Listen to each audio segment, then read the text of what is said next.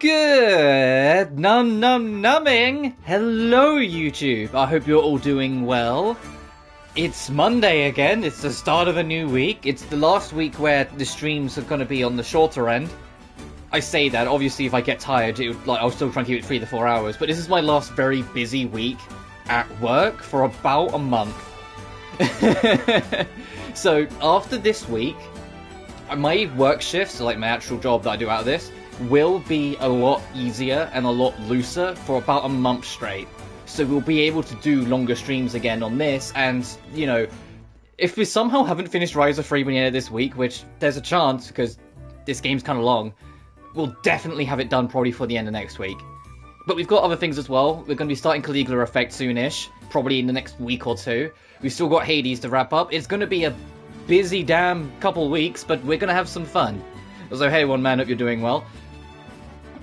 In general though, I'm also working on my next scripted video. I've made some adjustments to my microphone, so I won't be as poppy in the next video as I was in that last one, because I did kind of notice it in retro, it was a bit like, ugh. And even better, it's going to be all recorded footage. There's going to be no random, like, downloaded footage that I need to get, because the only games I needed footage for is, Knights of Azure 1 and Knights of Azure 2. Video 2. Oh, thank you. So hopefully that'll be working out. My intention is to have that ready for the 20th of May, because that's firstly my birthday, and secondly I'm going to be out of town that day. So it's like, if I know I'm going to be out of town that day, having a scripted video ready for then seems reasonable. And considering what's today's date, the 24th of April, about a month to get that together sounds reasonable to me, especially considering it's not that long of a game.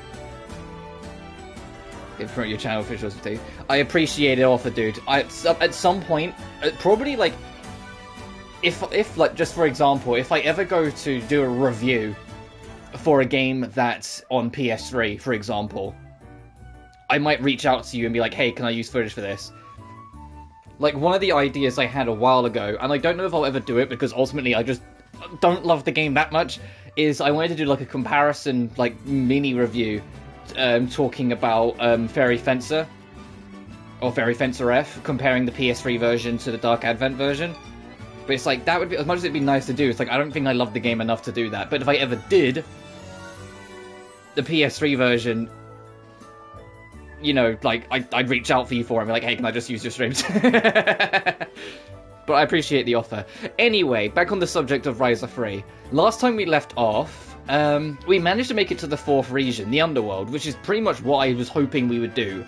The whole idea of like this kind of open-ended game, it seemed perfect to give an excuse to let us fully explore the Underworld. Unfortunately, it seems like the Underworld... I'm not in the Clara, I'm in the Clara region. It doesn't seem that big from what we've explored. Like, it's kind of just like the neighbouring edge. Because that's probably like the edge of the map, like... Oh, actually, this goes way up. Okay, so that's not too bad. But it's kind of just this, which is a little underwhelming. But it's still kind of what I hoped for. I wanted to explore the Underworld, especially after Ryza 2 just straight up didn't have the Underworld.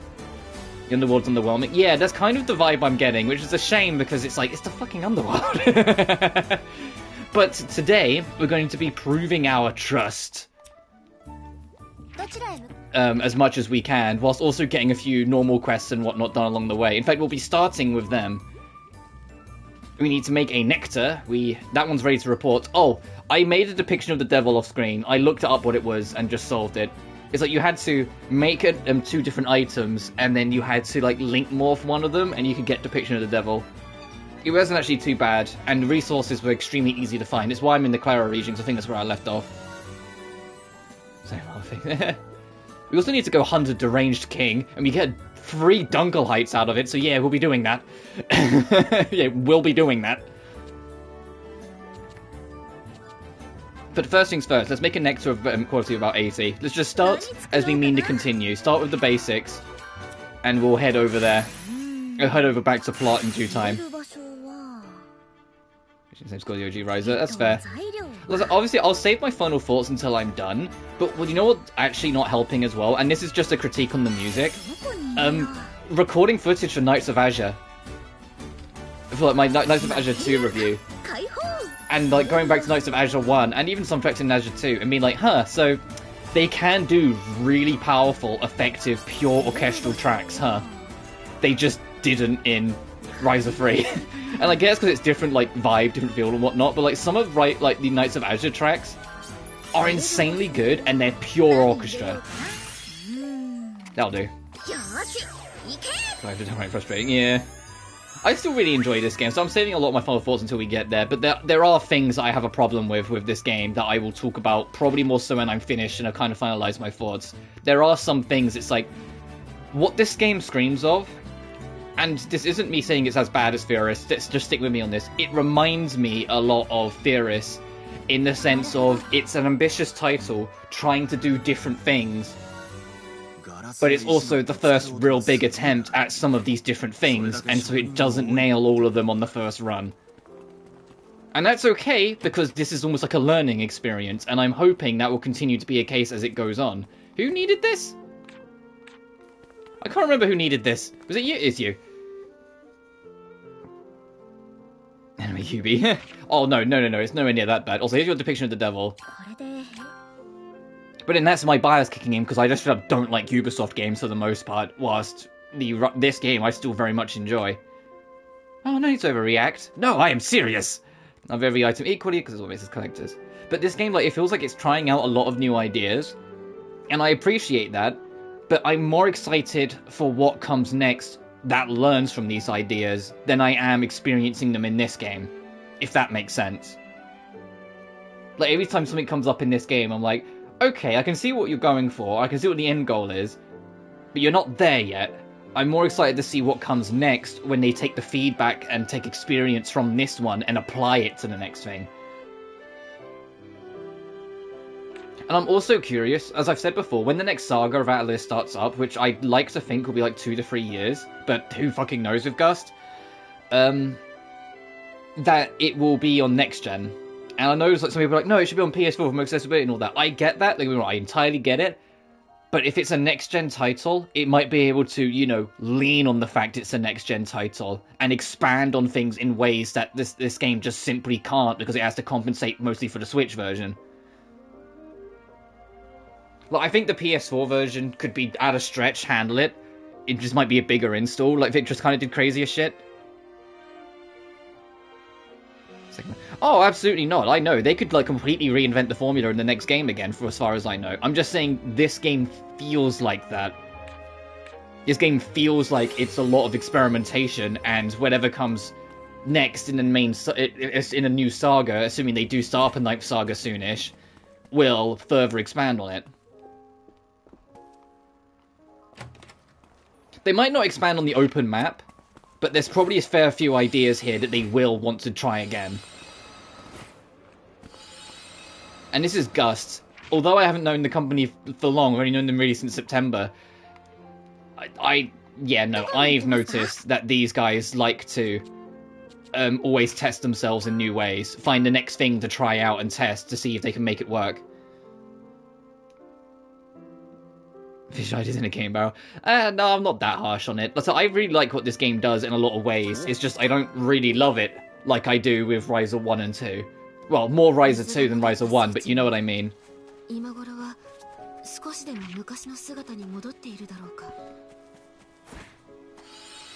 I will say though, and like, it's the only thing that I will just bluntly say is a downgrade. As soon as the like Gust BGM pack drops for this game, I am swapping tracks out.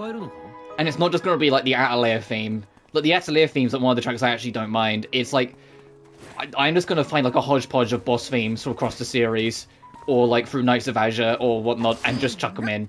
Because Jesus Christ, this music is so underwhelming at times. Like the only track I kind of like is the tracks we're listening to right now. I kind of like the atmospheric vibe. For me. Yeah, that's fair dude, I get it. Oh, whoops, I didn't mean to make 3 of these fucking things. Whoops, there you go. Start feeling less pain. Well, take it easy for a bit longer. Your wound should heal soon, miss. It's amazing, thank you so much. Your wound's not fully healed, so be careful, okay? Yeah, I'll be careful. Speaking of Knights of Azure 2, though, just getting back to that for a second. Now I'm not streaming it and have to worry about crashes ruining the stream so much. and also having a much better understanding of how its systems work from, you know, those stream attempts, I am enjoying the game a hell of a lot more than I did when I did it on stream. Like, the crashes are still annoying as fuck, but I just kind of live with it, because I just save in advance all the time now, and plan ahead more, so I can just kind of, like, stick to my planning when I'm playing. What also doesn't help is that I'm stop and starting a lot anyway to write notes for the review as well. So I am, like, thankfully enjoying it a lot more. Unfortunately, though, if I'm enjoying it more, it means it's going to get bumped up my list. And if it gets bumped up my list even by one place, suddenly Atelier Ryza is at the dead bottom of my list. And I'm like, I'm so sorry, Ryza, you don't deserve this. Review Ryza 3. If you're just, like... For me, personally... I will only review something that I genuinely like. Even if I have problems with it, I'll only review something I like. If I play through something, and it's like, I know I'm going to be spending 90% of the review bitching about it, or like, just making criticisms along the way, I find it miserable to record, I find it miserable to edit, and I find it miserable to write. And so I just don't. Is there a maybe. But it's like because Knights of Azure 2 is at the bottom of the list currently. And the reason why is because I had a miserable time trying to stream it. Because I didn't understand the systems. The game straight up lies to you about one of its systems. And the game's stability is so laughably bad, it kind of like detracted from the experience anyway. Oh sure, I'll fight these things, get back in the rhythm. Plus now I understand those systems more, and in the review I will absolutely call out the thing it lies about. I will absolutely call it out, because basically on your first playthrough the game works off 2 time limits working in synchronism. The first time limit's your immediate one, your second one is like your long-term one. The immediate one is that because of the heart transplant that Arlush goes through at the start of the game, she can only stay fighting for a short period of time before she tires out because her body's still adjusting. Which is like, okay, yeah, sure, that makes sense. So like, at the start of the game, you can only go out adventuring for 10 minutes before you have to adventure back home. It's kind of like the stamina system in like the earlier Atelier games, where like the stamina system made sure you had to go home eventually. The term time limit though, the moon phases, what the game doesn't tell you is that the moon phase system directly stops you from getting the true ending of the game on your first run. Yet the game actively encourages you to go after the true ending on your first one anyway, despite the fact, say like you have exactly, I don't know, just making an example here. Say you have 20 days to save the world, like to beat the game. There's like 22 day events. So it's physically impossible for you to get the true ending in your first run. Yet the game actively says, hey, to get the better ending, you need to do these events. So you'll waste your time doing it on your first playthrough, trying to do it, just to realize you physically fucking can't, because you will run out of time if you try to and get then game over. Which is just really cheeky. What you're supposed to do is beat the game once. When you beat the game once, on your second playthrough, it allows you to disable the time limit for the moon phase. You don't need to disable your day limit, like Aluch still has like the adjustment period and whatnot, so you still have to return home. But you can literally turn off the limit, and it's not like an accessibility feature. No, you're expected to turn it off for your second playthrough solely so you can just get the true ending. And I'm like, no, I'm going to be talking about that, when we get to it, because that's kind of cheesy. That's kind of like it's not the first game to make you do 2 playthroughs to get the 2 endings, but it's probably the most annoying way of trying to make you to do multiple endings that I've experienced. And so I will be talking about that and will be calling it out on it.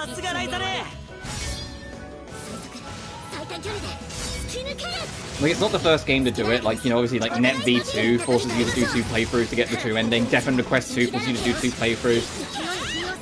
But in, like, Net's case, and, well, I can't really speak too much for Net's case, but definitely Death End 2's case, they add a lot more to the main game on your second run in terms of extra content and, like, setup content for following stuff to make it more worth the second run. And what also helps that Death End 2 is not actually that long. It's not really a bad thing. Well, it's more like, I'll talk about it more in the review when I've got my thoughts better together. It's not that I directly find it a bad thing in that sense. It's more that I wish the game was a smidge more honest about it.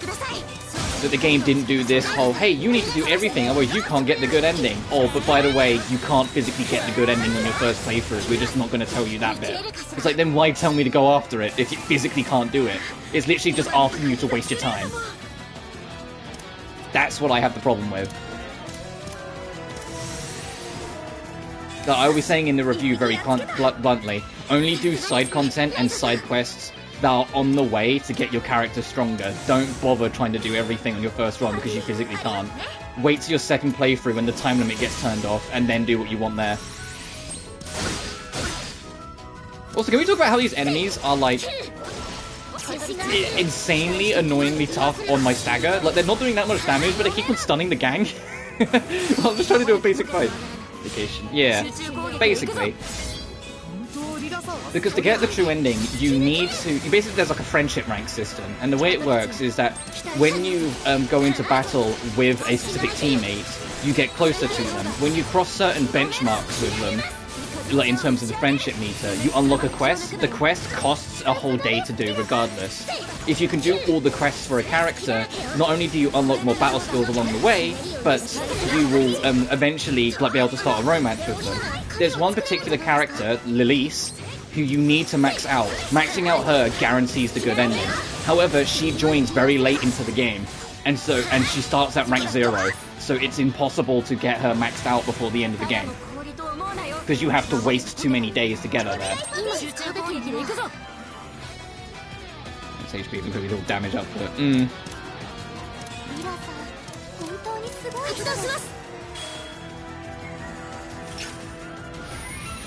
I will also be commenting that it's like, and this isn't a criticism, it's actually a compliment. It's just that it's such like a visceral, like, not gothic horror, but certainly super fucking gothic and grim, like action RPG. And then Knights of Azure, like with the Knights of Azure series, and then Knights of Azure 2 says, oh, by the way, we're going to make all the characters like jaw-droppingly beautiful, like absurdly fucking beautiful. And it's just like, what?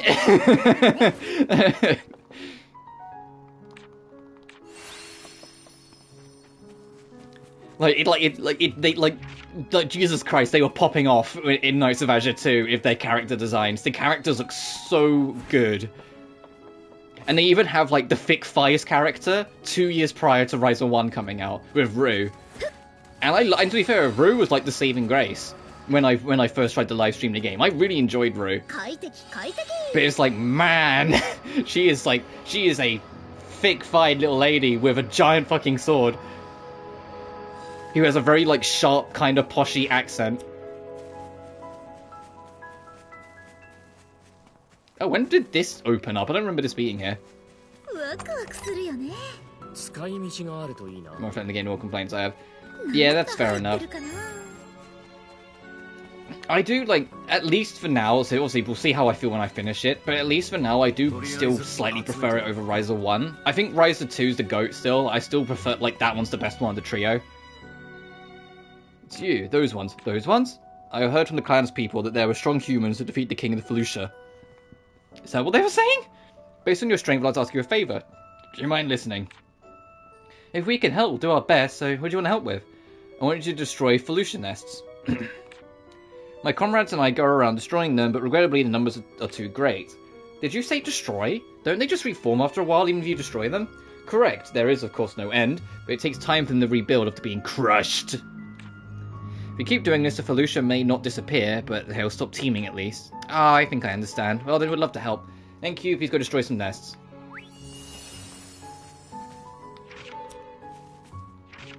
Where am I going? Oh, this is just back the way we came.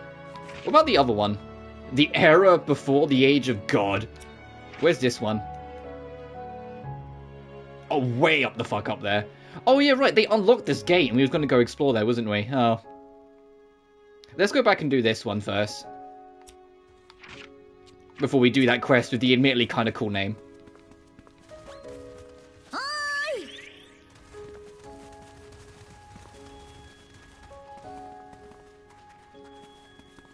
But I am kind of like, and maybe it's also like a small sign of like some of the enjoyment factor of this game. But there is a part of me that's kind of like, I want to get this game done now. Like, I really enjoy this game. I enjoy it for what it is. But I also kind of want to get it done. And I hate combat educators. Oh, I enjoyed the combat educators. They never gave me too much trouble. Just bring Swordmaster.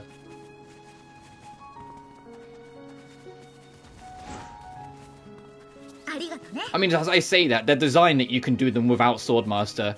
It's just they're way easier to do with Swordmaster, especially Neven's one. Neven's triple S educator is a pain in the dick, so bring Swordmaster just to save your ass. Because it just doesn't have enough movesets on it to make it relatively manageable to get. It says Hunt Dark General. Where is it? Or is that just what the big enemies are called in general? Let's just fight one of these guys. Maybe it's just the name of these guys in general.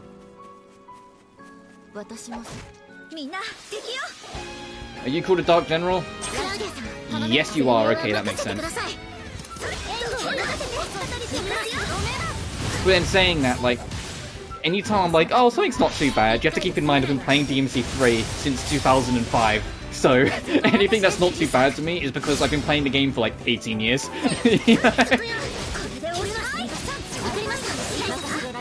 I've been playing the game long enough to be able to drink in Europe.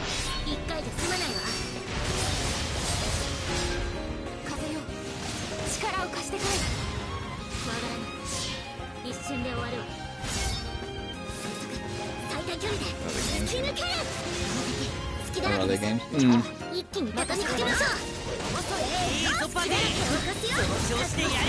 I think for me with Ryza 3, and like also I'm trying to save like a lot of my thoughts when we finish, but a lot of Ryza 3 is that like I admire the ambition, I admire what it's going for, and I want to see them try to expand on a lot of all of this because I can see the magic.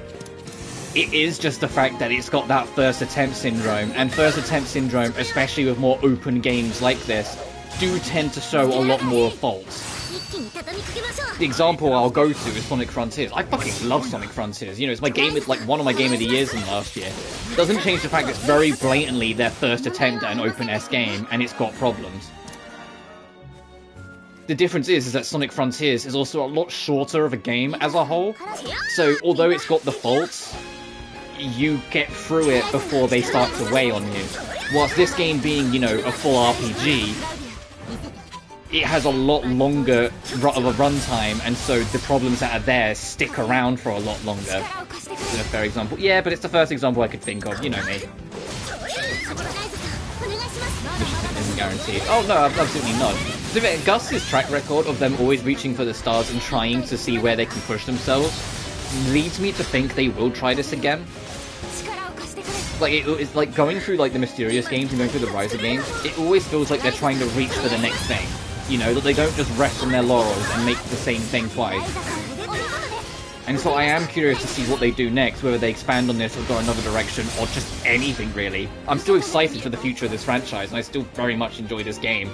And even if the next game is just more of this, I'd still probably enjoy it, even if I would be a little bit more critical on it.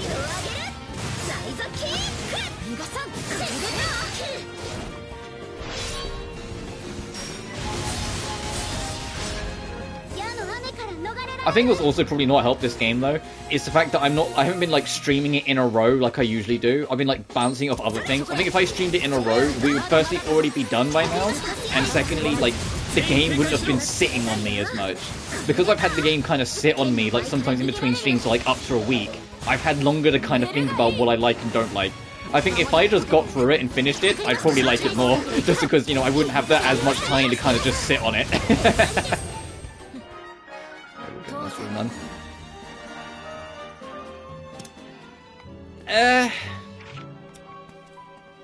I get your point. How many Dark Generals do I need to actually kill? I just need to wipe all of them. I get your point. I don't 100% agree, but I get your point. Can I like swap characters? Okay, never mind. But I get your point where it's like they're trying to do different things all the time. Yeah, like they're losing some of like the particular magic that they hid here and there. But equally, jack of all trade companies or games that feel jack of all trade, if they're still insanely fun, what does it matter? You know? And that's kind of where I'm sitting with this. This game is still really fun to me. It's just I've got problems with it, and it's why I want to see where they take it next. And the whole time a company still makes me think, well, I want to see where it goes next. It's still got me. You know? And I get that's not for everyone, and nor am I going to expect it to be for everyone. I get there are some people that like these games when they sit in their niches, because a lot of games that sit in their niches can master them in insane ways. You know? So I get it. Because, like, if you stick to one formula... I mean, to heck, I know, once again, I might be a bad example, but stick with me here, it's the only thing that comes to my mind. Sonic Frontiers absolutely is there to serve a niche. Like, it might have its open world stuff like that, but it is very blatantly built for a very specific type of audience. And the reason why it's my favourite game, one of my favourite games of last year, is because I'm that audience. If it was more generalised and more, you know, all around, yeah, it might have got more 10 out of 10s, but I wouldn't have enjoyed it as much. You know? Like, yeah, it would have pleased more of a general audience and whatnot, but I wouldn't have loved it as much. But because the game was, like, super embedded in the niche of its community, the game was fucking fantastic to me. It was everything I could have ever asked for. This game does not feel... I can't stress enough, and I know it's my bias kicking in, because I just... Every time I've sat down with a Ubisoft game since Black Flag, I've just rolled my eyes and got so fucking bored of it. This game does not feel like a Ubi clone at all. Just because it's open-ended does not make... And kind of, like, looser in its mechanics doesn't make it a Ubi clone. Because we're not climbing fucking towers. So, like, you know, we're not doing the Ubi tower shit. We just have to find landmarks, which is already more appealing because they usually lead to little cutscenes.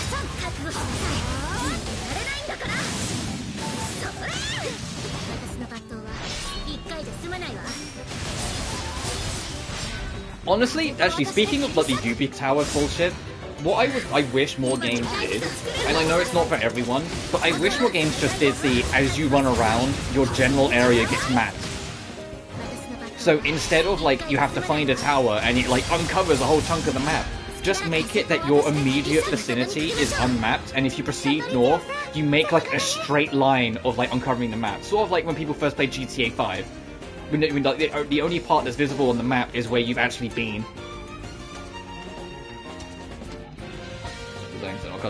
Yeah, and to be fair, DMC is also a directly focused action game.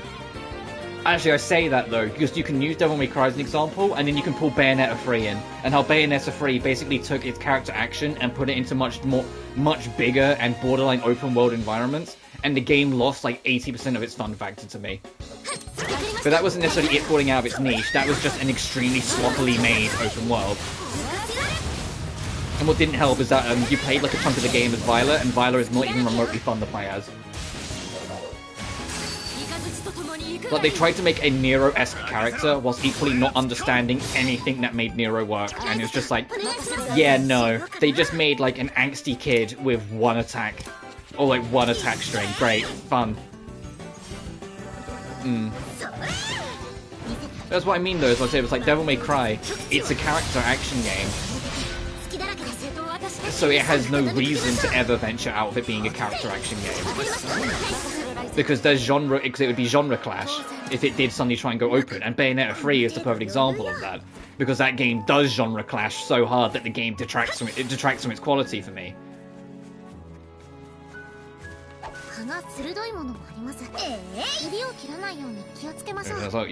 Yakuza like a dragon. Is that, is it though, considering everyone fucking loved Yakuza 7? I get what you mean though. Yeah, I get what you mean. Don't worry, dude.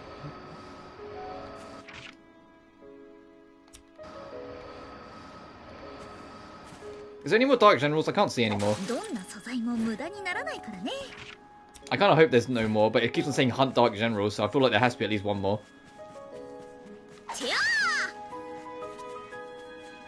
Hello, Dark Generals.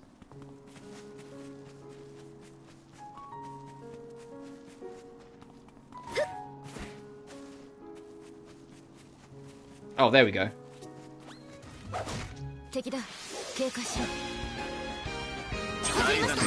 Oh, yeah. Oh, right. Yeah. I know what you mean now. And to be fair, even then, they're kind of sort of not going back to it, because it's only really in, like, their spin-offs and other things.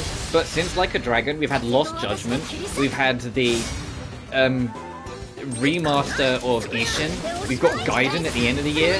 You know, like, we're still getting, like, they mastered the action-y stuff, and they're still doing more of the action-y stuff. It's just now alongside it, they're doing the new things. So like RGG get to strike a happy balance where people who don't like the new direction and miss the action direction that they kind of nailed still have, you know, food. They still have things to dig their teeth into. What I imagine like a Dragon 8. I said we don't know for a fact, but I can almost guarantee it probably will be a turn-based RPG again. So using the courage weaknesses. Yeah. It's what also helped with Like a Dragon is that we learned after the game came out that it wasn't just the fact that, you know, they took loads of inspiration from, you know, Dragon Quest and the like. It was also that they spent an enormous amount of time like with testers, like to get everything down to make it that it not only was a functional JRPG, because sometimes, or a turn-based RPG, because sometimes even that doesn't fucking work out, but also super fun, whilst also still being easy for people to get into, while also still being hard to master. But they made sure they nailed every element of it while still taking their inspirations and whatnot.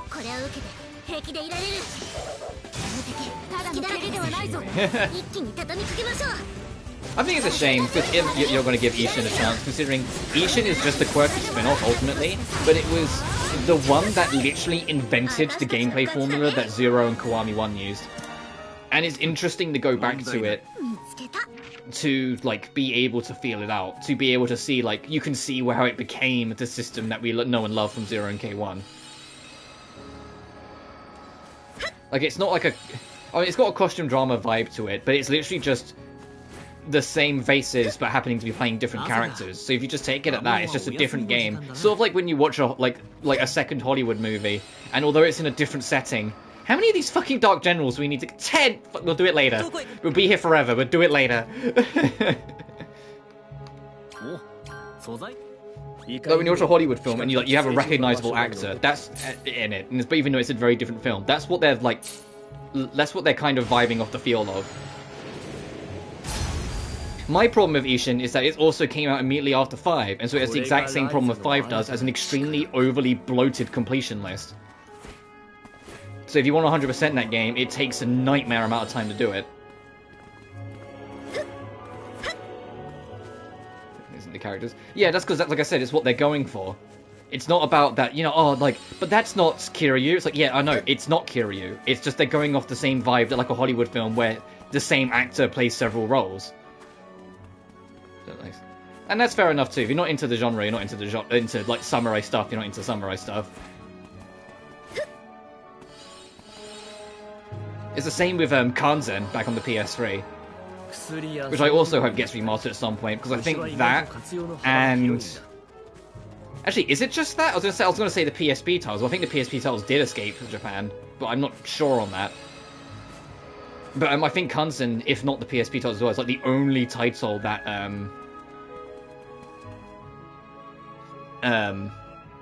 that hasn't escaped Japan, so my brain fried for a second. Yeah, don't get it. Yeah, no worries, dude. Distant Box? What a dungeon name.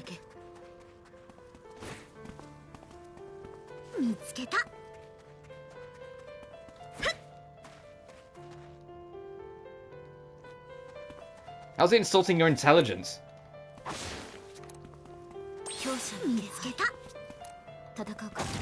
Like, real talk, I don't get that point.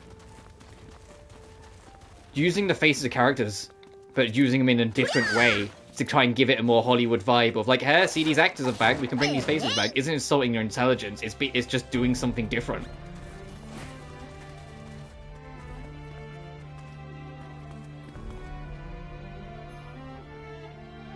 Yeah, no, you didn't, dude. The points I'm reading don't come across as insulting intelligence. It still comes across as they're doing something different. If it's not for you, it's not for you, but that's it.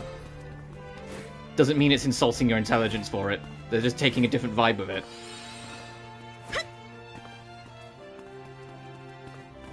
I want a complete samurai game, I'll play Ghost of Tsushima. That's a fairer point, though. Because that game's, like, absurdly good from what I've heard. We met the characters? Well, no, because that's not what they were going for. Which is why it's not insulting your intelligence. They're not trying to make you go, hey, it's them, we promise, wink wink. They're not doing that at all. They're doing the Hollywood thing. That's literally what the vibe was, even back in Kansen, when they made that before Yakuza 3. it's the similar faces, it's the same voices, but they're playing different characters because, you know, that's what they're going for. So I'm saying I don't care what they're going for. Yeah, but because you don't care for it doesn't mean it's then insulting your intelligence. Like, those two are not mutually exclusive. That's why I'm confused why you said that, because you get to justify that point to me. Maybe I'm misunderstanding, but I just don't get that. And it's not me like attacking you, or please don't take it at that. It's just me genuinely not understanding what you mean. Because to me that point still doesn't make any sense. Oh, I missed a... Whoops. How did I miss this one? Unless you have to go around.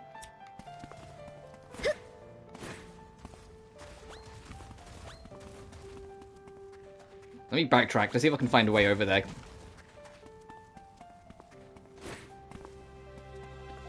Feature when I just like the original characters. Yet you don't have to. Doesn't mean the game's insulting your intelligence, though. That's the bit that you haven't explained that I don't get so far. The game's not trying to sucker punch you in.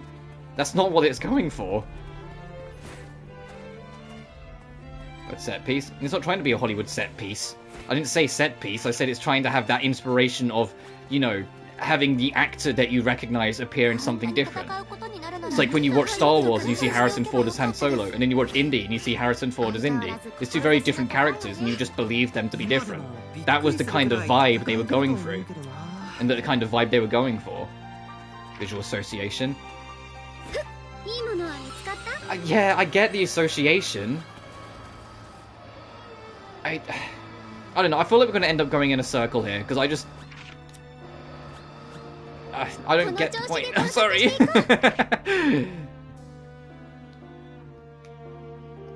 Anyway, all I was trying to say, to get back on point, because we got way off topic, is that with Ishin, not Ishin, with RGG in general, they've mastered the action side and have very much done their own thing. They still kind of keep that audience fed by doing them on the offshoots, like in between stuff. Oh, trophy unlocked. Isn't it a little big? Caught an insect of a specific size. The conceit of believing them to be different. But no, they're not like... They're not pretending anything like that, though. That's why I don't get it. It's like, I still don't think it's insulting your intelligence to just have them playing different characters but having the same faces. They were insulting your intelligence if they then called them Kiryu. And then they were being different. Let's move on. Okay. Then why do a separate game? Because they wanted to have fun. They wanted to do something different than mess around. It's the same reason they did Kanzen. Yeah, let's move on, because I think we're going to get stuck in a loop. We're going to turn into fucking Groundhog Day, you and me. People will watch this in post and go, Jesus Christ, these two are still going at it.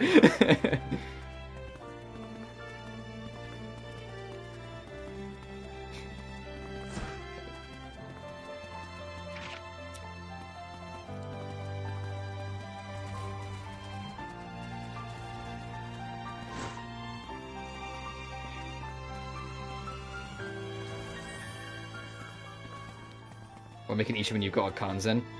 That's a much fairer point. I'll give you that one. That's an infinitely much fairer point. I say that I haven't played Kanzen, so I don't know the difference myself, but yeah, they are both, you know, samurai, more traditional Japan-styled games that use the face of their characters. I think it's because in Kanzen, to differing extents, a lot of those characters got killed off, and so for the sake of being able to use them again, they made Ishin different, whilst also still being in the same kind of unique setting. But don't quote me on that, because I don't know, as I've never played Kanzen to know. So I even really liked Kanzen. Yeah, I've never heard bad things about that game.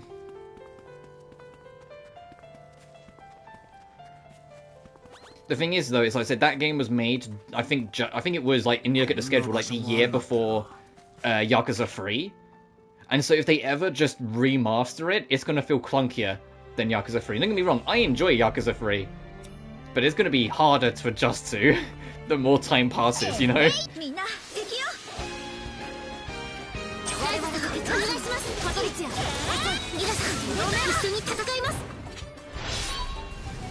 Like, they'd have to almost do like a Kanzen Kiwami with it.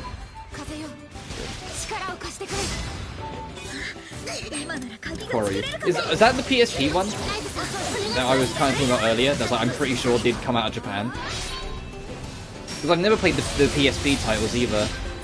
I've heard good things about them as well.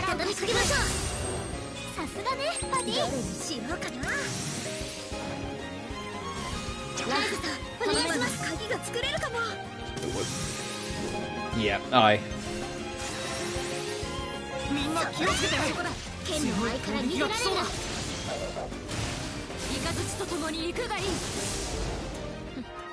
It's a really good song. Oh, you get a new skill level 75? What do we get? Oh, upgrades, right. Oh, so for every 5 level we're going to upgrade until we get the plus variant of every skill. So I want to try and fight unique enemies.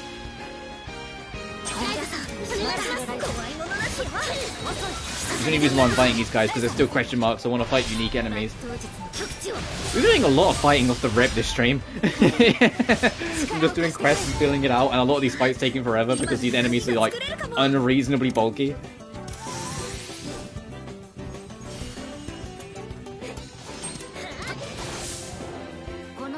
I'll say that enemy wasn't too bad.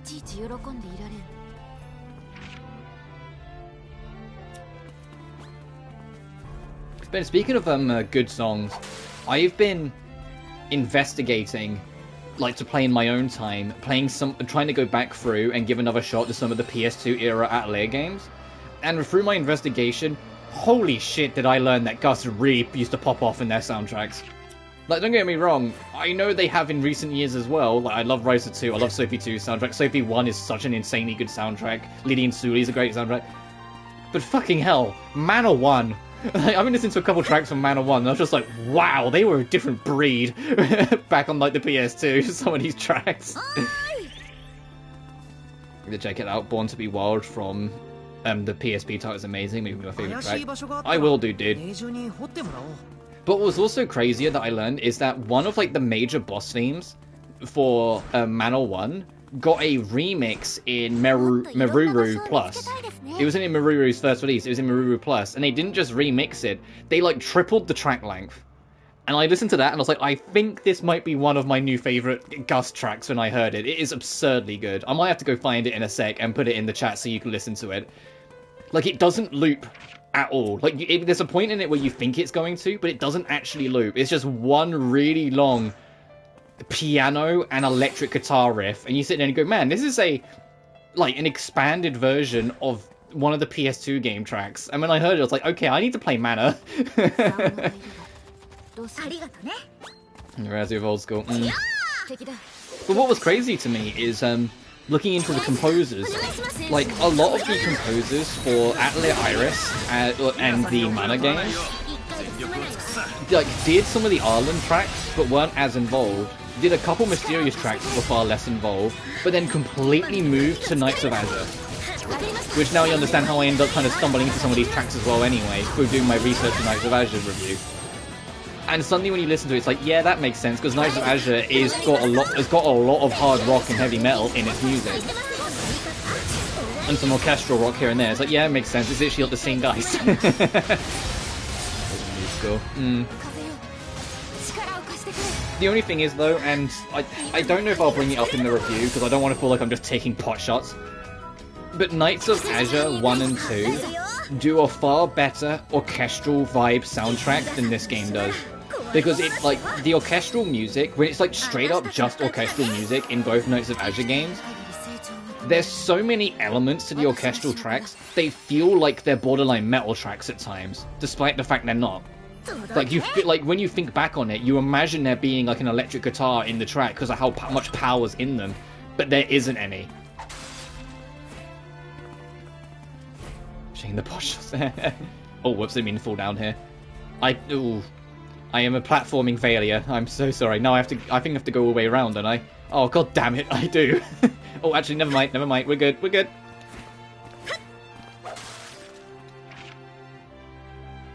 What's with that arrow? That's probably one way, I'm guessing. Most people know. Yeah, fair enough. Because like there are a number of tracks that I will be bringing attention to. Like I probably won't like take the shot at Ryza 3, but I'll probably bring up that the game has some fantastic orchestral tracks alongside its rock and metal. Like both Knights of Azure 1 and 2. I think I slightly prefer Knights of Azure 1's soundtrack over 2's, but they're still both really good. Let's just walk back here and go a different direction. I want to see what this arrow is about over here.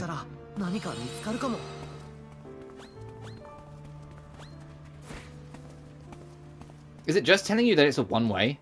I think it's just telling you that it's a one-way drop. That, like, it's like I'm jumping off a ledge in a Pokemon game. You're not getting back up. You have to go around.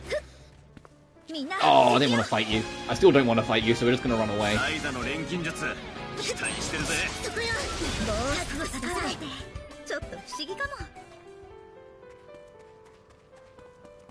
I think this is also the game that I've run away from the most fights.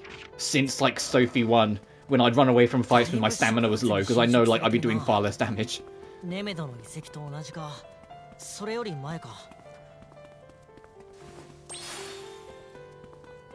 Ooh, what's this?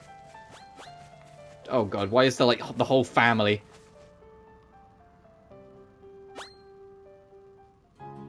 Okay, it opens doors.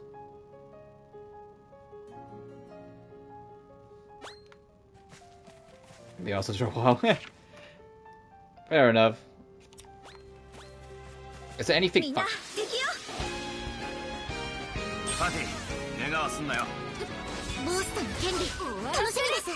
What also helps is that this game, I've yet to fail running away. I don't even know if you can fail running away. Which is appreciated. Just kind of lets you get a move on. Because there's nothing more annoying than the Pokemon can't escape, can't escape, can't escape. Every time you press the run button, you're like, please. Oh, I don't find it repetitive. It's more like I just want to get a move on. I really enjoy the gameplay system in this game. And I like how they've refined it for the most part in this one. I still have problems with it, but I've had problems with the whole trilogy's handling of the system. Because there's a lot more they could add to it, but I still enjoy it. If they do decide to do this more actiony ATB focus again in future sagas, genuinely all they need to do is add more layers for me, and I'll enjoy it. I know like some people will absolutely prefer like for it to go back turn-based, and if they do go back to full turn-based, that's a-okay as well, because after Sophie 2, I know they can make a really fucking fun turn-based system. I'm just saying if they decide to stick with this for the foreseeable. Okay, it was repetitive. Yeah, that's fair enough. Ooh, I'm guessing we need to find a different switch for this one. For Goldilocks. Alright, let's go back around. Let's just be out our pet, so they leave me alone. This is also a nice feature. I appreciate that they did this from Ryza 2. That if you're on your mount, all the enemies just go the other way. It doesn't matter what level difference it is, they will just leave you alone.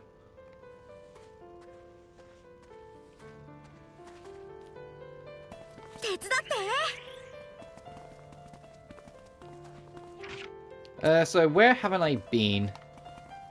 Oh, there's a ladder over there, hang on.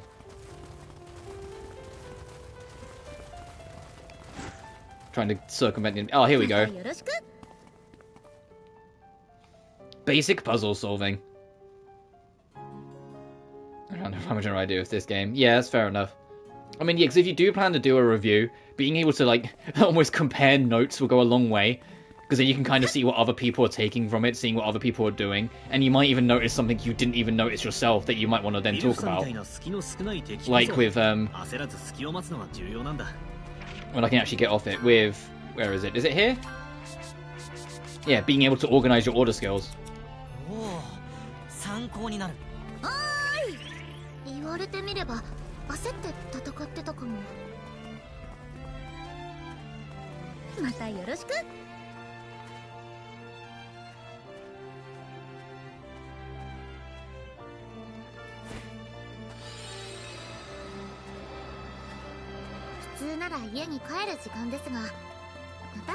Then speaking of trying to get thoughts together, like the common consensus that I'm getting from like, because I did kind of see what other people think of Knights of Azure 2.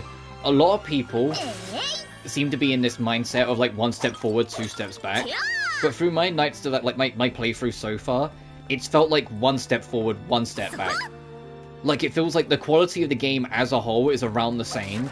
It's just that its problems are different from the first game's problems, but it also does fix every problem the first game had.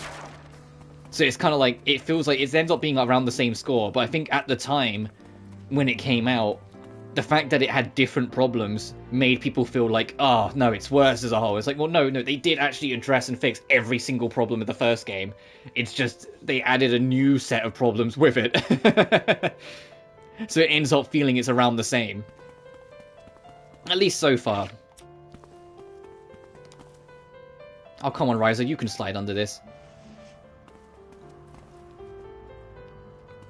I am also curious if they will ever get rid of these animations. Because ultimately, they're masking loads. For like mostly the Switch and PS4 version. And so I'm curious to see if they'll will still be there if they ever go next gen. Like, if they'll keep them for like the cute panty shot animations, or if they will go a different direction or what. This I want them to expand on though. I can't stress enough.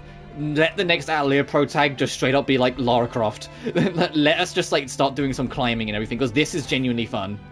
Being able to just mountain scale and climb around things. And it's a shame that there's only this is only the second spot we found that lets you do it. It's like, no, it's come on. That should have been there since the first area of the game.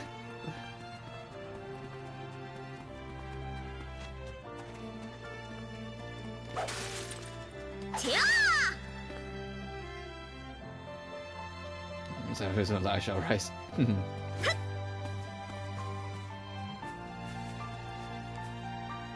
The Knights of Azure 2's theme song, Lucio, is great. Because it's super gothic rock. And I love the fact that Knights of Azure does Peak Gaming 101. When you fight the main villain of that game, it plays a remix of the game's main theme. And I don't care what game it is, that automatically gets you an extra point on the board if you do that. Anytime you fight the Moon Queen, it plays this orchestral rock remix of the main theme, and I'm just like, thank you, this is beautiful.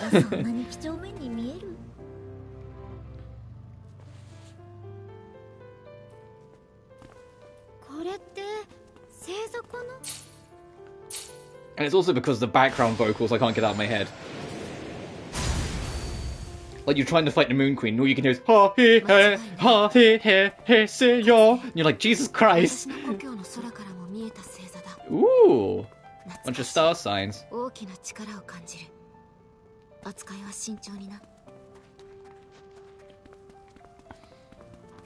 The second game also kind of weirdly stops bringing up its setting. The first game was very specific that you were on an offshore island off the coast of the United Kingdom. And that Arnis was a world traveler, and she'd done missions in Germany and France. Even though she was born in Japan and whatnot, and she was doing this in Europe. The second game's just oh, you're in the city of Urim, and you're like, what? Sorry, what was that? The second game just kind of weirdly drops this. Hi. The Knights of Azure, Knights of Azure 2 kind of weirdly drops the location detail. And I kind of liked that they added a bit of world building to Arnis, that she had her own boat and was traveling the world and doing missions for the courier agency and whatnot. Whilst in the second game, it's yeah, you work for the courier as well, which I'll also be bringing up because I thought the courier went defunct at the end of the first game, but this is Neo Courier. It's people restoring the order of it. Which kind of just was oh, okay. Because then what was the point of Arnis' whole thing in the first game, where she literally cut the head off the leader? Alright, let's see how quickly we get wrecked by this thing.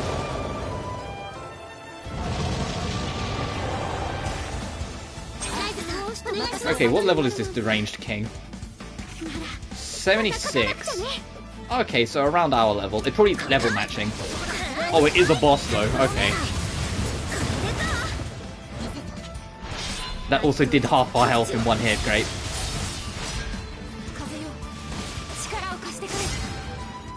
Hey, Paddy.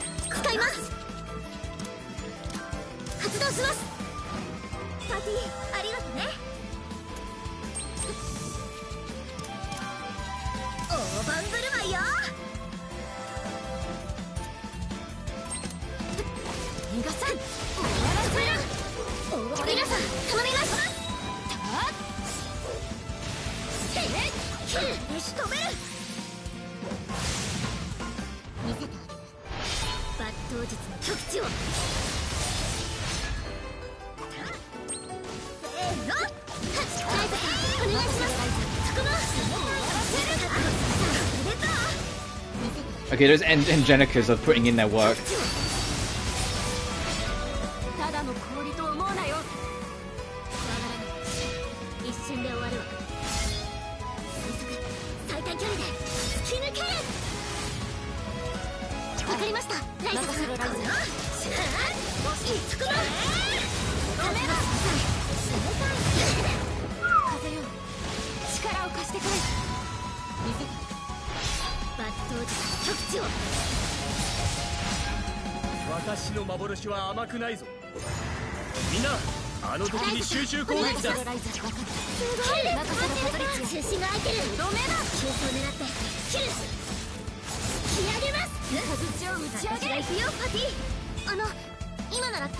Right, I need you to recover, sweetheart. Thank you.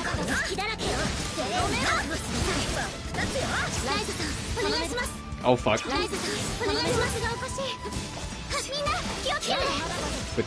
Quickly. I'll top up our buffs as well while we're at it. There we go.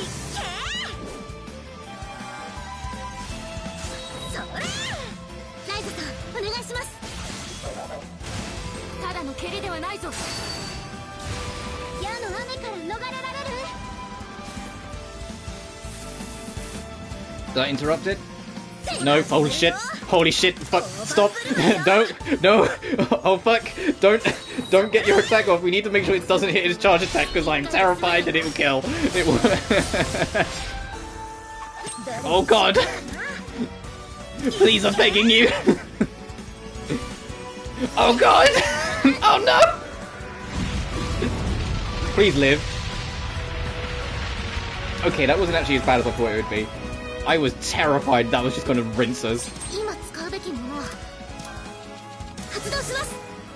the only reason Ryza 3 won't remind most of my games is because WWE 2K23. Well, I can speak English, 2K23. Yeah. Fair enough. Yeah, I feel bad for people who are like the WWE fans, because I have heard nothing but like miserable tales about 2K23. Which, especially after it felt like everyone genuinely, at least as far as I could tell, seemed to like 22. It's just like, man, what happened?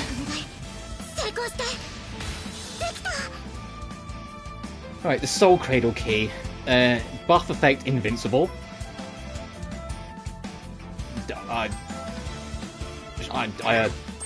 Hey, sweetheart, use that key. Use that fucking key. Oh no, we don't have it equipped, damn! We don't have enough. We didn't have any room on our belt. I was gonna say, use that fucking key. Uh oh.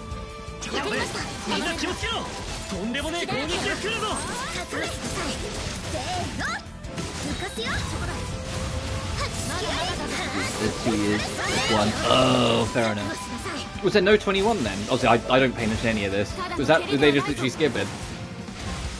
Because that would explain a lot.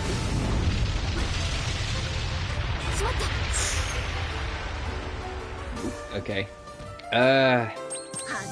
Let's restack buffs. Yeah, I'll just do the Angelica. Skip jumps to 2K20. Fair enough. And maybe, honestly, they need to do that again. And skip a 24 to make a good 25. Because maybe that's what it is, it was rushed. If they had deadlines to meet and shit.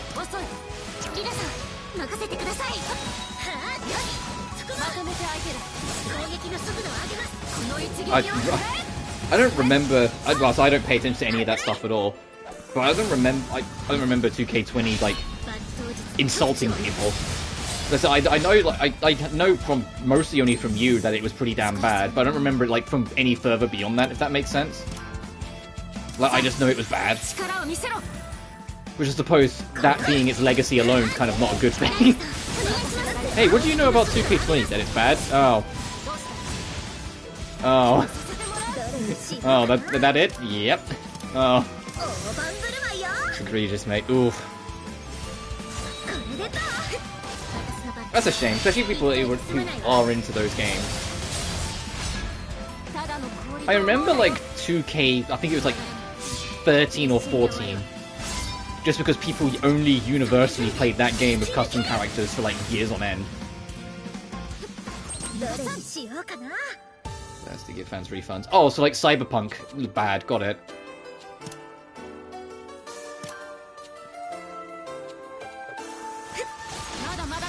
Yeah, I knew it. I was gonna say, if I wait, I can just do that. And pray to God that we get enough going here.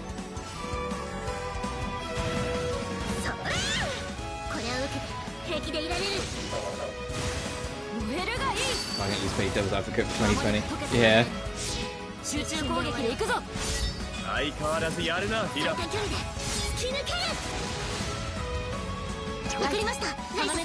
Well, we're nearly there on this fuck.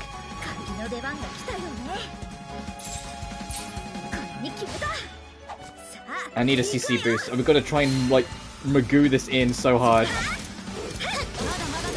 Oh, we managed to get it stunned anyway, so we're good.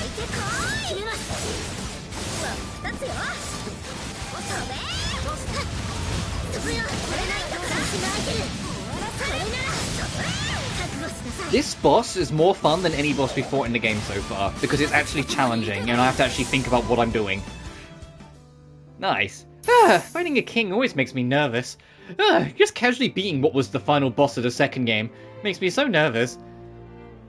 This thing, we've only a month left to develop 2K20. The former coders withdrew their code, and 2K had to make up their own code on the spot in a... Oof.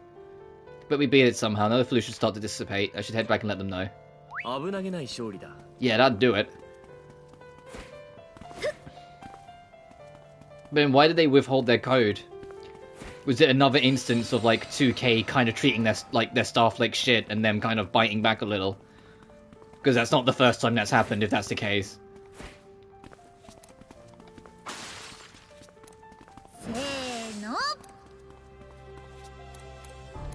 Nope. Oh, okay then. Now I'm more curious.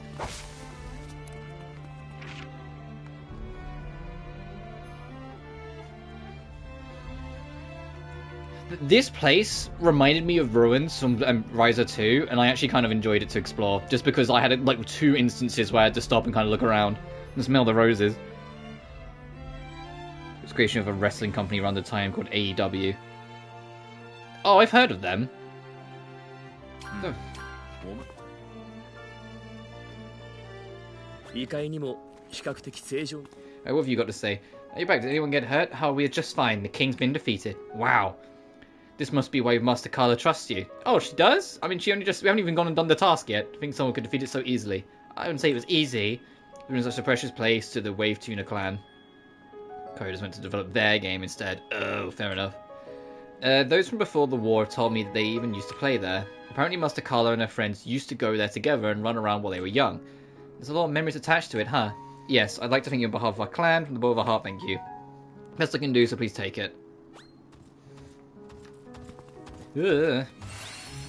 Yeah, give me my free Dungle Heights and a shit ton of SP. I don't even know what I want on this tree now. I mean, I guess I could get that, but we don't really need it. We don't really need these just yet, anyway. Because, like, if I'm gonna get, okay, well, there's something from 223, yeah, that makes sense. Like, if I'm gonna get Grand Orin, I'll get it when I can get the next weapon level as well. But that's expensive, and we kind of don't need it yet. I do want to get a new weapon at some point, so I might like be tempted to get one of these at some point. I'll just get this for now. Just to get it done, so we know that's like all sorted.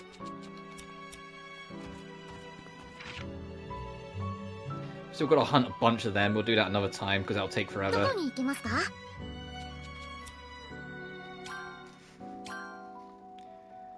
Let's actually do main plot. Red 22, the roster of wrestlers is super out of date. Oh. I'm hoping, like, for that game's sake, like, the creator character stuff will kind of, like, when people start figuring out that, will kind of bring it back. Because that was, like, the thing that I seemed to, like, consistently notice with 22. that the people went kind of like cracked with like the creator character stuff.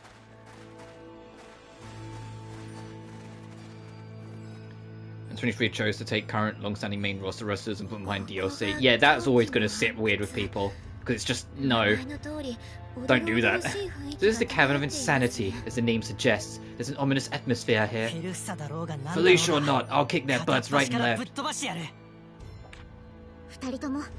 You two shouldn't underestimate the Felicia.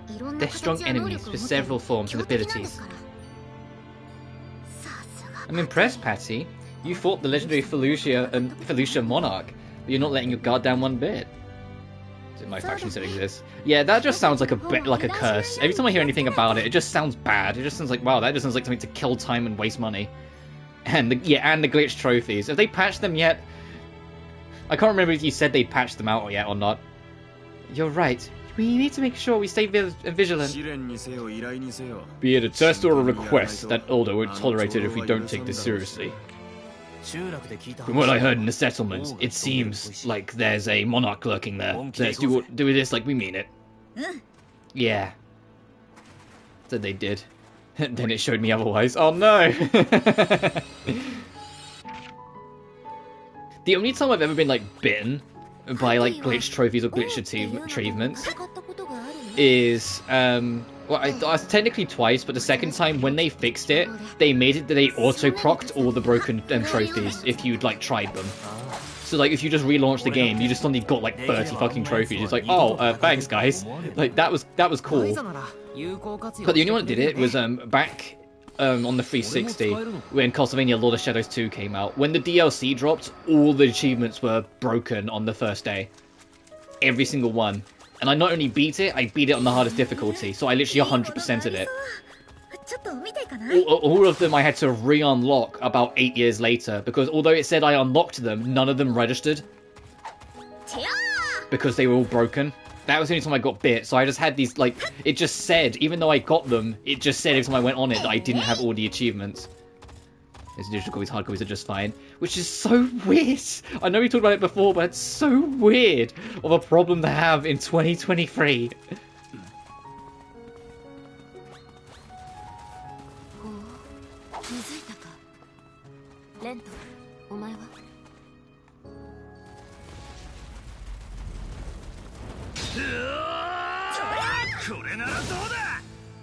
We're not gonna fight this thing? Right. You guys all good? Yes. Completely fine. I can still keep going. Huh? What is this place?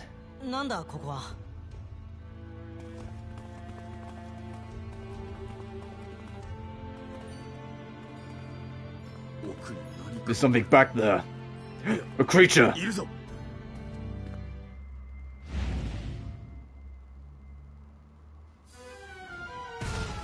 Oh, we just fought one of you.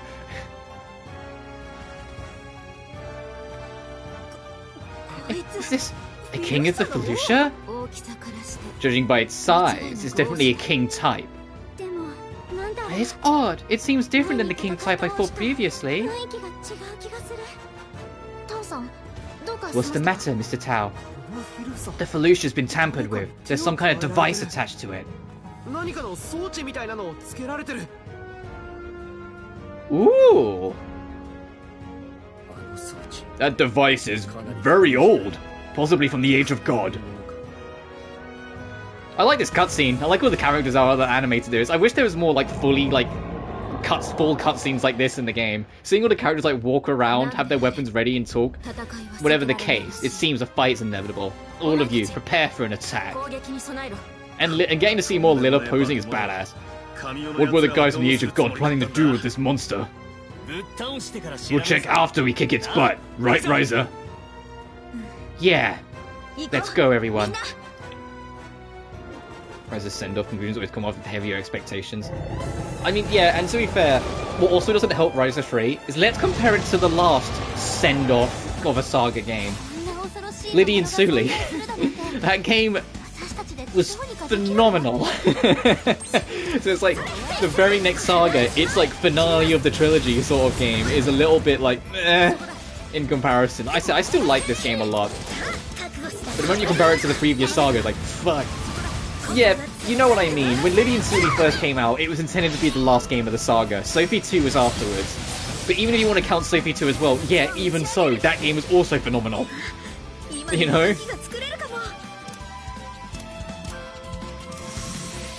No, I'm kidding. I'll just swap characters because you're going to be charging for a lifetime. And we can get it back if we nail this anyway. I do really appreciate that nailing, like the bonus attacks, whether it's physical damage or magic damage, for these, completely resets their cooldown. So you can item spam, and now Ryza's nigh on good to go again. Well, it doesn't reset it, it adds a big boost to it. Yeah, it's literally just the boss we just fought, just this version's gonna be... Okay, that still hurt a bit.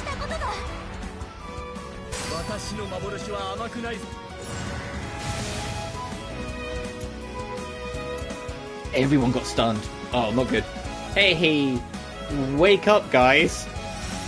Oh, fuck. Oh, God. Please. One of you. There we go.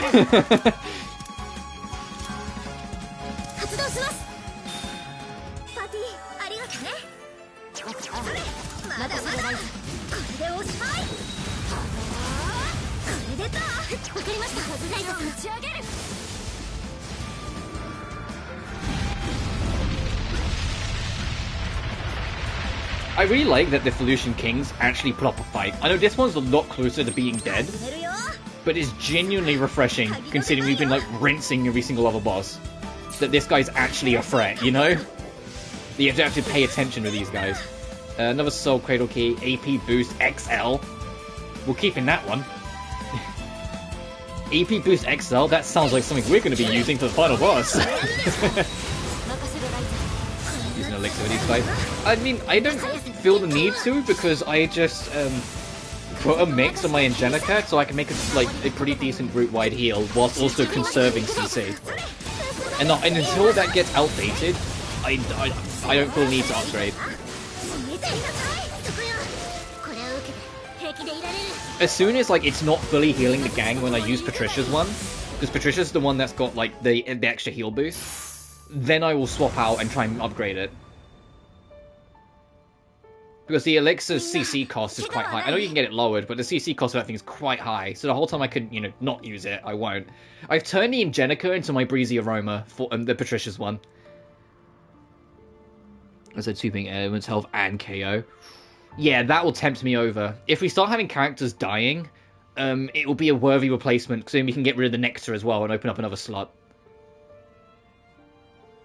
So I know, like, because I remember in Ryza 2, you could really crank down its CC costs if you, like, crafted it right, so I imagine it's the same in 3. Is anyone hurt? We're fine.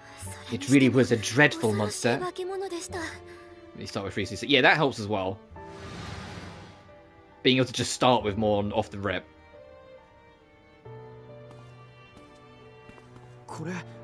It's still moving. It's a machine that was attached to the Felucia. I don't think we should approach it blindly. Yeah, because it might be like those face huggers from Alien. You know the ones? Like it's just gonna leech out and grab your head and like shove something down your throat. Patricia, what are you talking about, huh? Don't worry. I agree. I don't think we'd find anything out from this machine. And there's maybe our clues left. You know, Patricia starts making, like, culture references.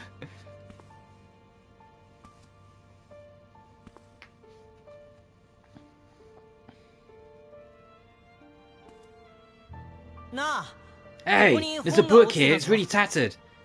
I'm in a situation where I can get to 15cc in less than a minute. Yeah. I wonder what's written in it. Tao, can you read it?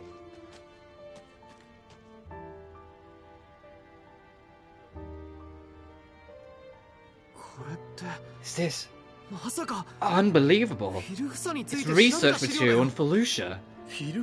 Research on Felucia? Are you certain? Yeah, it seems like it. To summarize, The true identity of the inconsistent, morphologically grouped organism Felucia is the white... Jeez, these are words you are saying, Tao. Fucking hell. Epiphyca itself. One could call this species a parasitic outer shell. 7 years ago, it was a story about game industry.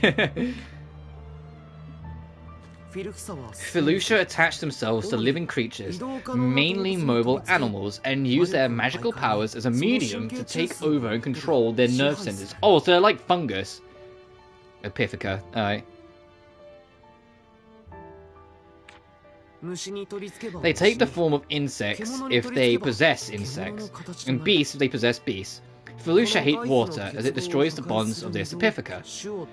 The characteristics that make it easy to convert any species into a fighting force and generate an environment that inhabits the survival of a species are very useful. So the people of the Age of God were using the Felucia as weapons, like the one with that machine attached to it. That's what I'm talking about. No, that's what I'm talking about. This device is a deranger. It says it is a distributor of power sent from somewhere else. The deranger. Apparently the power is sent to the life core, equivalent to a Felucia's heart, and can put them completely under control as well as strengthen them. Patricia, man, I could be reading Aliens vs Predator right now. The life core. So an organ like the jewel in a ravaging queen. Oh yeah, so they tied it back to Ryza 1, because yeah, like the ravaging queen dropped the gem that was used to then power the island. On top of that, it seems that they use their habits in the breeding season to increase their aggressiveness. This was fathered by alchemy. It is an ancient and now lost fine art. Alchemists did this?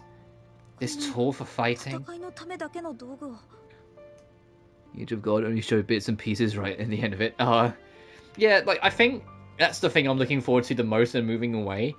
I'm kind of tired of each Ryza game being about a new secret civilization. Like, first it was the Clink Kingdom, then it was whatever the fuck was going on in the city with the Moon Queen, the Frozen Moon Queen, or whatever she was called, and now this whole Age of God shit. It's just like, stop making up ancient civilizations, please. And the fact that each one's older than the previous, it's like, stop doing this. About the Age of God. I'm gonna bash my head in about the Age of God. Yeah, I get that. I think that's like the only thing. It's just like, I made a joke about it at the end of Ryza 2, and I'm annoyed that it came true. At the end of Ryza 2, I went, oh boy, I can't wait for Ryza 3 to introduce a new ancient civilization that's even older than the Frozen Moon Queen civilizations. And lo and behold, fucking the Age of God. I was just like, fucking god damn it, I was joking. It's like the fucking gift of prophecies, a rock getting thrown at me.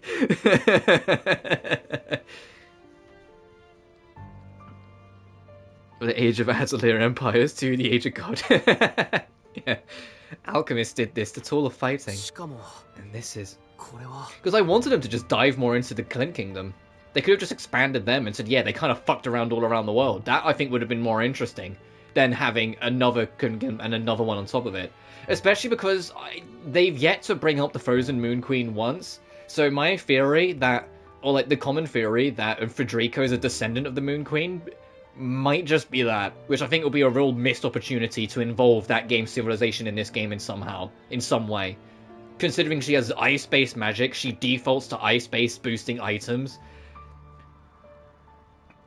You know, like there's things to do with her design that's reminiscent of the Frozen Moon Queen. Like, she could easily be a descendant, and they just, like, so far haven't even brought up that once. I think that'd be a real missed opportunity to not do something with that, considering there's so much we didn't get to learn about the Frozen Moon Queen. You know, about how she made herself immortal, how she ended up inadvertently killing her entire village and town, and eventually chose to break her immortality, even if it was like the final nail in the coffin for her home. And it also resulted in creating that false skeletal civilization ruins that we went to later in the later half of Ryza 2. Like her blood, kind of, and what she did in her immortality caused so much pain and suffering, but also created a whole new theme of hope for a whole different thing. But then they left it there, and I was just like, no, there's more there. Or as pure ad nauseum with the whole Moon Queen BS. Yeah, I think what helped as well with Ryza 2 is the ruins, because if you didn't care for like all like the kingdoms and like ancient history stuff, the main game didn't bring it up that much. But if you did care for it, exploring the ruins gave you so many lore bits. Like, yeah, so many files to read, so many things to learn about it, that then you could then choose to take your interest in. And it was all relevant info to either the area you were in, or the reason why things are the way they are in the country. So it felt like it was constantly learning. They weren't keeping you at the edge of learning all the time. So I say hope! No. And this is various places in the Underworld. I think many of the same machines are placed across the areas where the Felucia are distributed. And I get that it's supposed to be like a theme of this game, are these, like, of this saga, are these like ancient civilizations and whatnot. I just feel like they kind of like missed the opportunity to just further expand on what they had instead of adding yet another mystery on top of the previous, you know? Like, I'd much rather of them just either expanded on the Frozen Moon Queen or expanded on the Clint Kingdom than just do yet another ancient civilization. Especially because this one's kind of the most generic. Like, the Clint Kingdom is deep-rooted in alchemy. The Frozen Moon Witch is deeply rooted in the nature of how that entire game's map was made.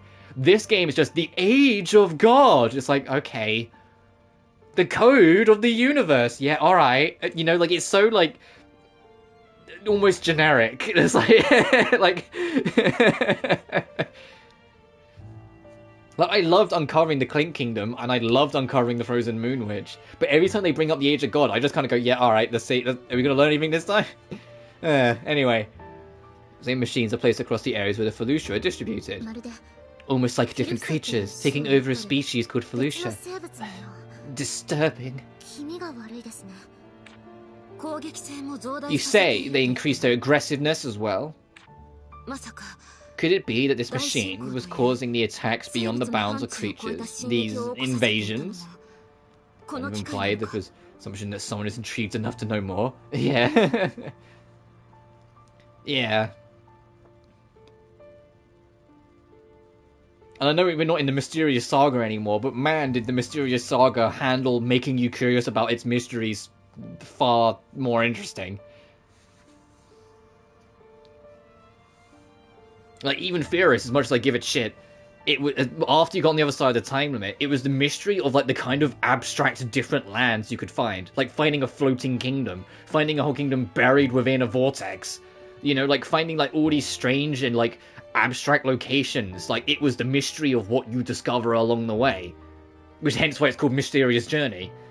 Like, even that did a better job than selling its mysteries and selling its secrets. Because you had to go out of your way to find them, and they were abstract and made you kind of go, whoa, what the fuck is that? Whilst this is like, Age of God is up to something again, alright. Like, I'm waiting for, like, the bombshell. Because it's like, I want to just learn something really cool about the Age of God to make me like them. So far, they're just keeping me at, like, the edge of learning. But I don't know if it's even interesting yet. So you're just keeping me at the edge of something that might not even be worth it, so I'm not invested. If that makes sense. Is this the truth that we've heard about in the settlement? What people of the Underworld did? Meddling with living creatures selfishly? Specific are more obscure than FromSoft games. Yeah, FromSoft, if you want to learn the mystery, it's like, hey, I hope you like reading items. I hope you like living off reading item descriptions. I say that as a dedicated Bloodborne supporter who like read every single item description, but still. There's no sense of sincerity towards living things, towards life. The Age of God folks were terrible people. Maybe Carla wanted to show us this, not just detain the Felucia around here. That could well be. I hardly believe she's someone fat. What is that? Is that Fassel or Fackle? At least Bloodborne and Elden Ring had something to retain their mystery for a few hours. Yeah. Well, Elden Ring's Mystery of the World, I know I'm biased because it's like one of my all-time favorite games, but I loved uncovering that. Elden Ring is interesting too, but only in pieces. Like, the Godskins, fucking fascinating. The dragons, not so much. You know? Facile. Okay. Enough to just test us with vermin suppression. The true test could be whether or not we notice his malicious system, and if we feel angered. What state is this? I don't know, but it can't be good. I've moved on, one man. I appreciate the help, but we've moved on. That's just swung Healy to me at this point. I got it. The receiver was destroyed, but a vast amount of energy is still being delivered, meaning it's gonna burst. It's got a self-destruct system in it.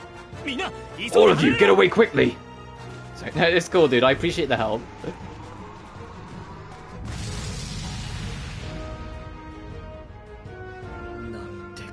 Unbelievable. The crew leading us to the people of the Age of God. There's nothing we can do. But now, let's go back to Carla and tell her exactly what we've experienced. Linguistics, it stirs me. Oh, nah, it's cool, dude. You know me, I love learning, but I also, like, it's my worst habit. I know I'm my own worst culprit for it. I get stuck on things too much and end up just sitting on a screen. So I try and force myself to just move on after a minute. Or, like, if I'm too knee-deep in a conversation, sometimes we'll just stare at the screen for 20 minutes. Anyway, let's go report this back to Carla. You know what that Age of God thing self-destructing made me just think of, like, right now? In a future game, I doubt they will, because I don't think... I said I haven't played the Dusk Saga, and from what I've heard, they get kind of dark. But I don't think they'll ever do it again. If they actually had some kind of incident where, like, a major character maybe doesn't die, but gets severely injured and is out of the party for a time.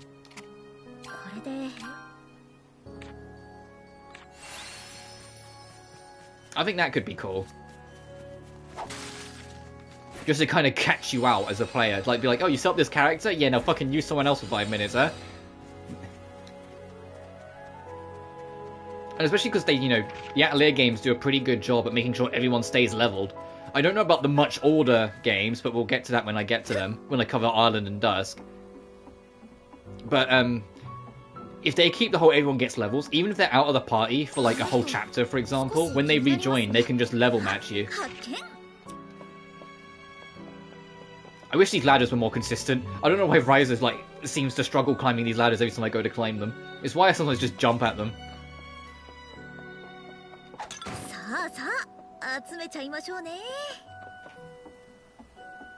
So the hell that my review will start with the age of an age to God. Man, if you can do that, if you can go through all the game and like get a clip of every single time the Age of God is mentioned, it'll be kind of like, do you remember that original Xbox One showcase where someone made a meme video and it was just Xbox, sports, Call of Duty, and just that would be perfect.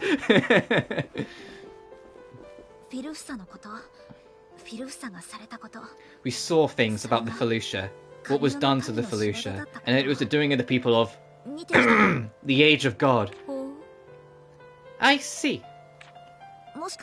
Could it be that the information you didn't tell us, Carla, was about the people of the Age of God, or the code of the universe that I explained to you earlier? You pass.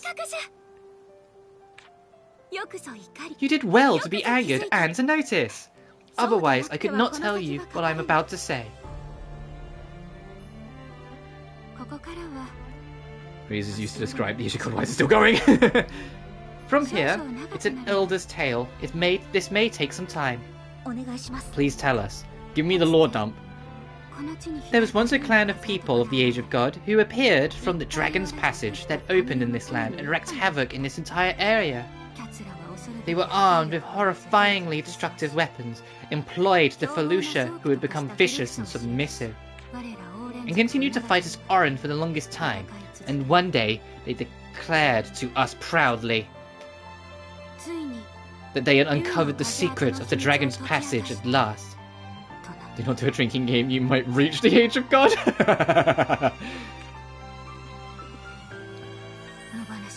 During the decisive battle we faced, in order not to leave them at large, they took their entire ground base and gathered desire and knowledge, mimicked an ancient dragon, and left to a place beyond this world. The base ground was named exactly after their insolence. It was said to mean a temple of all-encompassing wisdom. The code of the universe! Indeed. That thing is not the pipe dream you lot speak of. Well, she kind of dismissive. Yeah, you lot. It is a real, existing temple in which all the wisdom of the people of the Age of God is gathered. What a laugh to claim it to be a temple. Well, she fucking hates it. For ones who do not have a god to worship, or perhaps for them, knowledge itself was God. I'm guessing there was a war in the ruins of the Mead too, right? Those guys stir up trouble everywhere. I suppose they were so consumed by knowledge they could not see their surroundings. So that's the history of alchemists. I have no desire to make you alchemists living in the current age take responsibility, but that is the truth. How old is Carla? She's got a lot of fucking wise nature on her years. Like, there's some deep-rooted anger and hatred towards how things once were. But also a lot of wisdom to be able to be like, look, it's not your fault, it's your fucking ancestors. What about knowledge? It's basically a stronghold for bad guys. You say the most satisfying things, kid. I like you. Who are you calling a kid? You're smaller.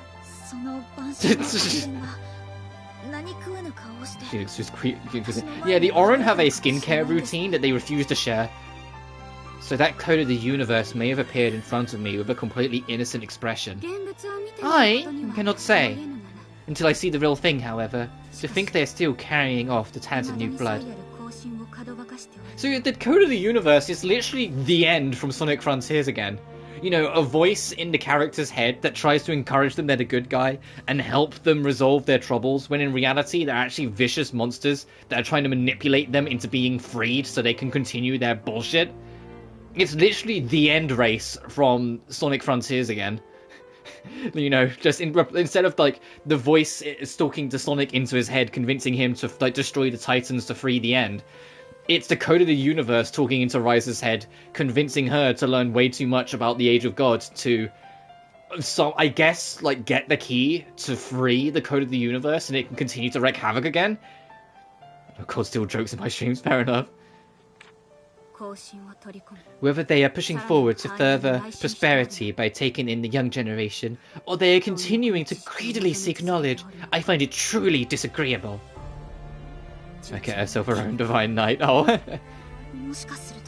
Those people of the Age of God may be lurking somewhere in the Kark Isles, waiting.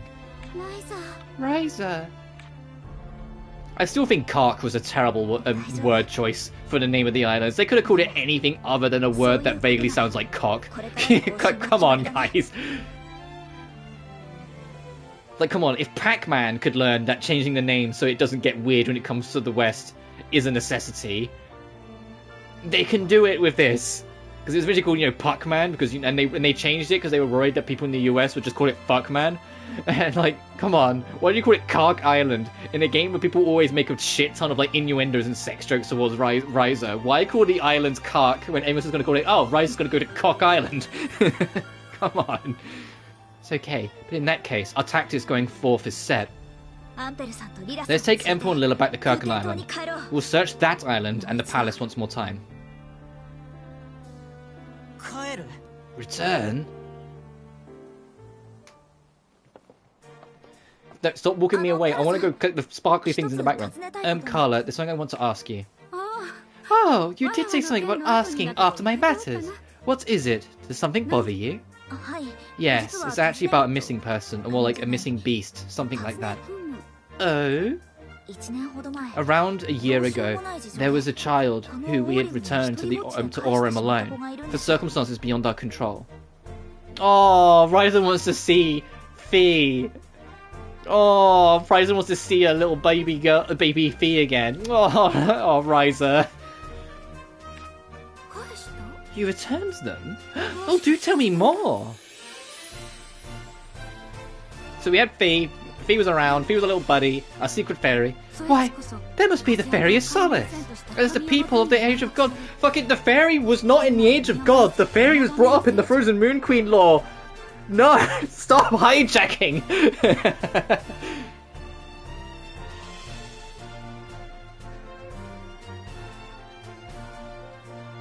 The Reverie 2, the Age of God. We wish for the return of the Koei Tecmo lawsuit waiting to happen. And the Legend of the Age of God sought to solve the mysteries of the passage. Those creatures were hunted until they disappeared deep into the mountains. Stupendously omnipresent. Yeah, like, that actually annoys me. Like, the rest, like, is like, whatever. That actually annoys me, because the fairies were deep-rooted in being, like, the supporting factor that helped the Frozen Moon Queen, or the Frozen Moon Witch, find what she wanted to find, and get the immortality, and then get rid of it when she needed to. It was all tied into the fairies that supported her. Leave it at that! Why is it suddenly also an Asian god thing? Fuck off! You know? Like, come on! Fee is the Fairy of Solace? Indeed. Truly, it is serendipitous. Well, that's the first thing that's actually annoyed me about it, because, like, no, it's one thing, like, being its own thing, whatever. It's a whole nother thing, kind of hijacking shit from other laws that I actually liked. Targeted by the code of the universe, and those who know of the Fairy of Solace appearing by from the Dragon's Passage. Carla? There is a place called the Garden of the Fairy of Solace. Perhaps you could accompany me there for a little while. Yes? I've got confused. Like, it just... Like, come on. It's like... I like Cress.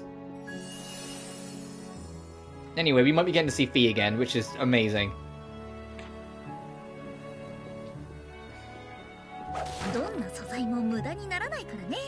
Like, bring me back to Ryza 2. I hope when Fee comes back, Fee's like, oh, by the way, I found a ruin, and we just go straight back to Ryza 2. Like, no questions asked. Can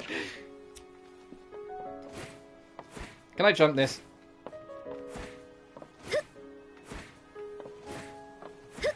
You bastards in your invisible walls. Oh, there we go. I just have to find a gap.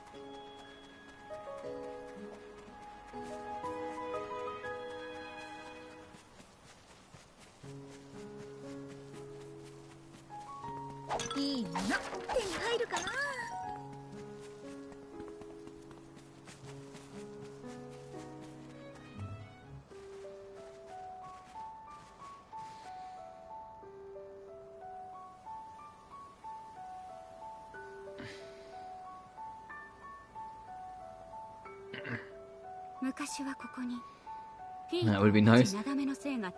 That in time we once knew, when the only thing we had to worry about it was a Square Enix lawsuit and no flipping Age of God. Long ago, there were many fairies of solace like Fee living here. But there was an intense battle in this land. Since then, they have all vanished. Who knew Fee had such a fancy alias? Quite different from being called Fee because it says Fee. Boss, are you calling Ryza out a little bit for her naming? Let Carla talk. Yeah, that's what Ryza's doing. Carla, when you say the fairies have disappeared because of an intense battle, indeed, the battle with those I mentioned before, the clan and the code of the universe. You said they were hunted. Did the fairies of solace have something necessary for understanding the passage? Generally, when the ancient dragon goes beyond the world following the passage, a big storm occurs due to the enormous mass and displacement of magic. A storm? The fairies of solace, closely related to the dragon, synchronize with the spirit of the dragon through strong telepathy and soften the rough beating of their wings, making them the fairies of soothing and solace. Spiritual telepathy? Like what Ryza did at the ruin. And didn't she say a storm just now? A storm caused by dragons? Yes. Could that not be the dragon storm set to strike fire? Ah, so it wasn't an invasion of the Felucia, but a storm actually caused by a dragon. Blown away by a dragon storm coming from the depths of the forest. Ah, the fire law wasn't wrong at all. Grandma Carla. Fucking don't call her Grandma. Wow. She has half a mind to just fucking slap you for that. Grandma Carla, if those solace things are around, will the dragon storm disappear? Don't call me Grandma. Well, if there are several. In any case, that fee that you talked about was sent back to the world by Miss Ryza, right? Yeah, it was like the daughter you never had. Yep.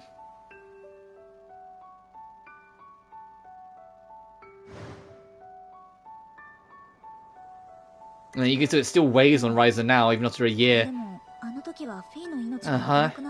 But at the time, Fee's life was in danger. And all I could do was return Fee to the nest of the Felucia. It's alright, you know. We defeated a king there. I bet the other side of the gate was crazy chaotic. Yeah, and we ran away after defeating the queen. I think there's a high chance that Fee got away. I don't know. Yeah, I guess you're right. It's technically correct, like if you are as a human daughter just saying, fucking, do I need to get the bonking stick out? Alright. My clan are homebodies at heart, but I shall have them searched. First we must come to an understanding with the other clans. Wait, we're going to make that much of a big deal of it? I just hope to hear something about Fee. She's being so willing. Why don't take her up on her offer? That's right, Miss Ryza. We may never have another opportunity for someone to search on this side. I want to, like, speaking of, like, daughters, though, like, in a less horny context, I want an Atelier Ryza game at some point, because I kind of, other than the fact I want more Ramazal because she was so good in Sophie 2, I kind of want to kind of see who she ended up with. To have a kid that was then Ryza's mum, not Sophie's mum, sorry. You know, like, I want to, like, I'd want to see, like, what kind of person would Ram settle with. And I know in Ireland 4, you play as, like, the daughter of... Should we call it Sophie Zero? It's like, I know, like, I think it's, like, Lulua. You play as, like, Rarona's daughter. So that would be cool, if we get to actually see who Rarona settled with. To actually have that.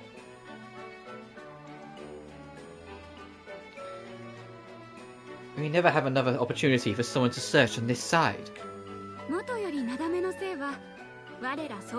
Like young Sophie is the other. Yes, Sophie, have a fine friend.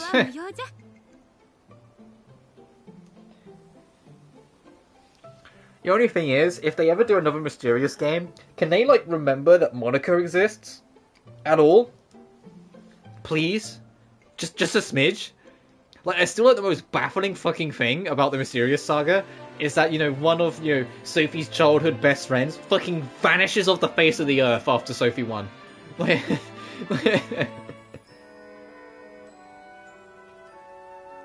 like, it is absurd.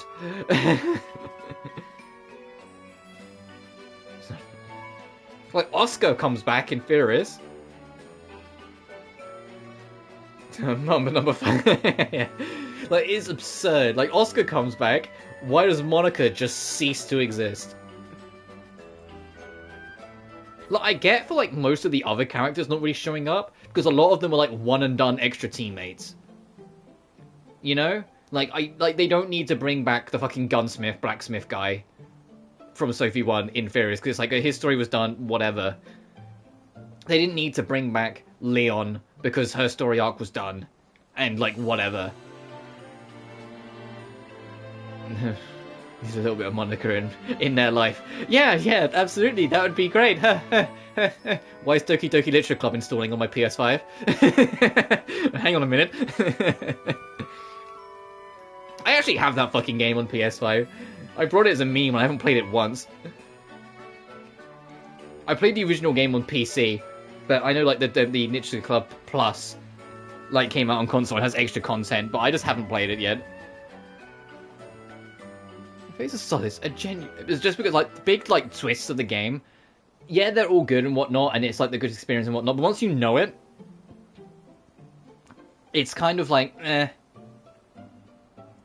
Once you know it, it's not that great. It's kind of, it rests on its twists. but it rests on them too much. And it kind of peaks at the end of the first the first act. I hate the new additions. That's fair. Because like once it like it drops the hammer that it's not this cutely poetic game and it's actually like a deep horror, it kind of peaks there because it catches you so strongly there. Once you go into your second run, you expect shit to not be right. And although the odd thing might catch you here and there, it never quite has the same impact. The just Monica bit at the end though was kind of cool. I'll give it that. That was kind of like it was really cool at the time, especially because yeah, like. My account name and my console, like my PC name, were different, and so I got that scene where like Monica straight up was like, "Oh, I can't even remember what my name I gave was, but it wasn't my name." She went, "That's not your name, is it? Really? Is it, Robert?" And I was like, "Huh?" Like that got me. Fantastic, Boning Isolation. Yeah, it rests on its twists, which is its problem. Outside of its twists, when you know what's happening, what it is, it's kind of weak. It's just those twists are really strong on that first impact if you don't know they're coming. Which, when it first came out, yeah, that was the charm. I do like that the box art... I know I've got off track here. The box art for Doki Doki Literature Club, Monica's holding the logo. And I'm just like, that's so cleverly fitting for the game when you know what's going on, that she's got the logo in her hand. It's just like, ooh... Oh, you mean the new stuff? You mean the new stuff? I haven't experienced new stuff, so I can't speak on that.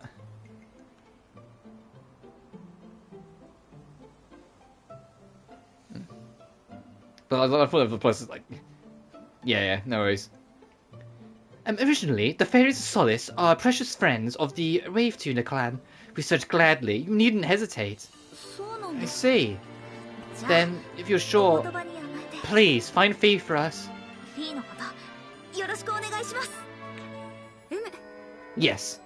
I pray there is good news waiting when I next return to Windle. Monica's character look. When you return, are you going somewhere, Carla? Just now, I've decided to join you on your journey.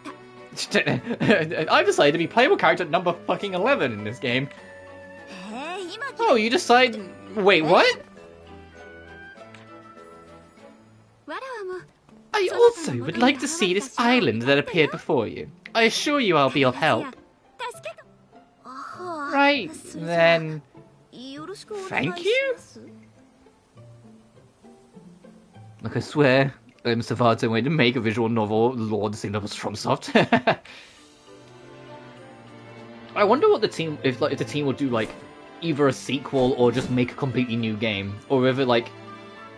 That's a cute animation. Hey, sorry, that was a cute animation. Then she does like a little spin on her broom. It's just a spin. Carla's like unreasonably cute. Like, what the fuck? Look at that face.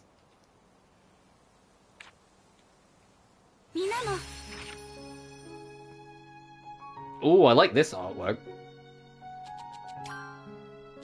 And now we have the full gang. Oh, I like her sprite as well.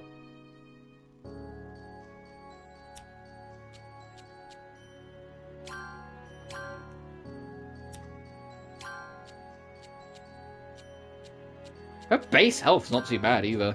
Even it's like pre-equipment. She uses hammers! The return!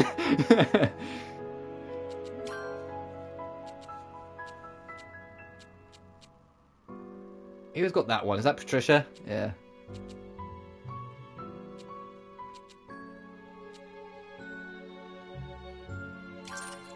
I might give her that.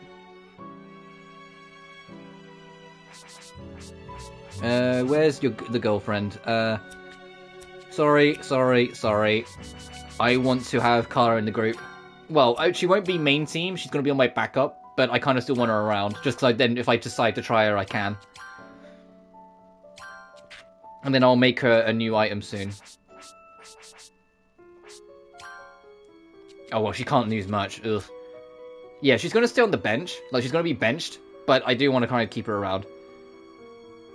Yeah, but I'll permit it since she knows how to use one. Yeah, that was your biggest gripe with Tao, is that he used the hammer like an idiot. And I get it, he was a small dude, so it wasn't easy for him to use it, but equally, use a different fucking weapon, guy.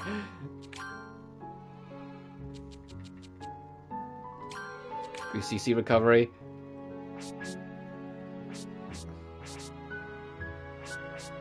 I go CC recovery. Make it so your heal's better. Ooh, reduced wait time. I should actually nab these while I've got the opportunity.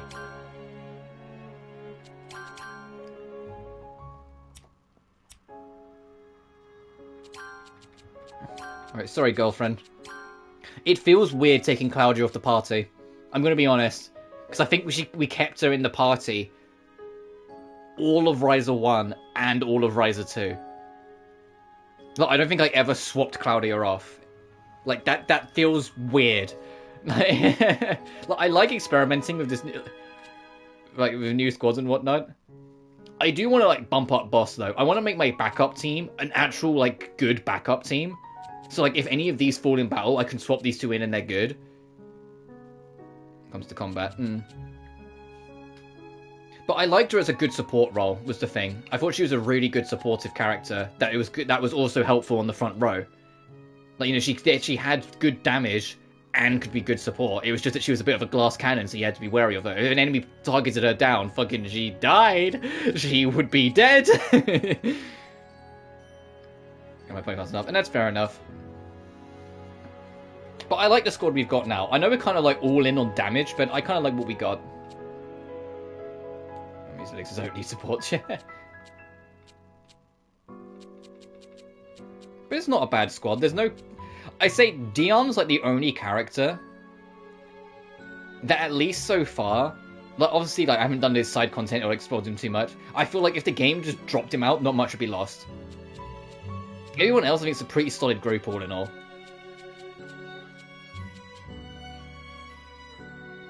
It's a farm CC. So I do want to upgrade these two when I next get the chance.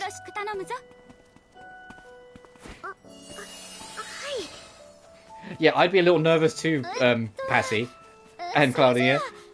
Be like, you're like a village clan leader. Oh, there's a lot of character events. Is it just here?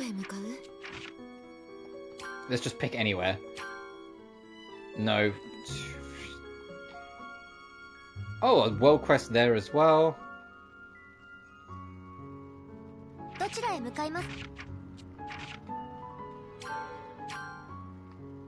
To the... Oh, okay. So we're not going back to the island straight away. Another one there.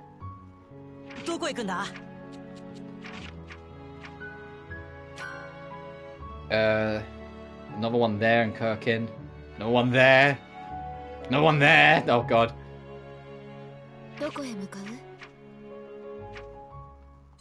What about... oh, my God.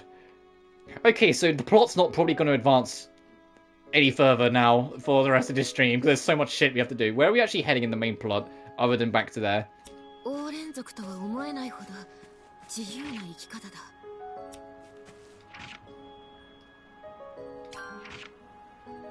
Oh yeah, go back there and go to start returning. Alright.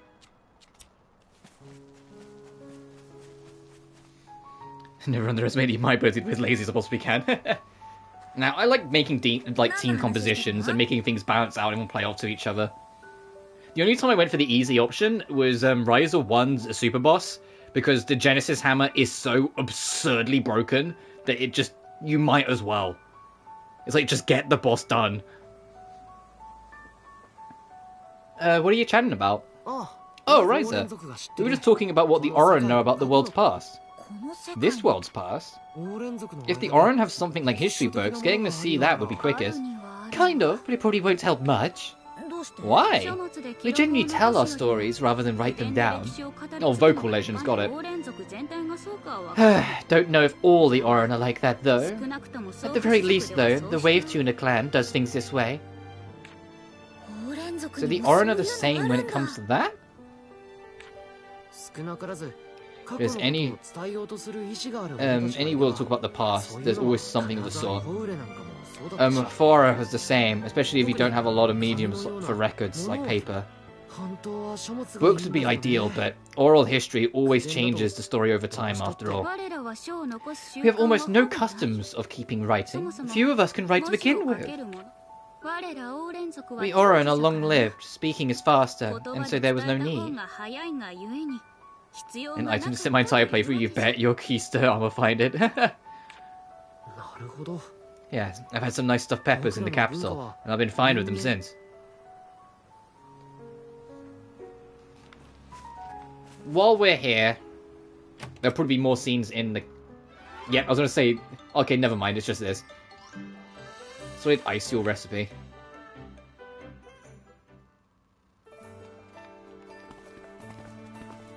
God, this is super fucking crowded.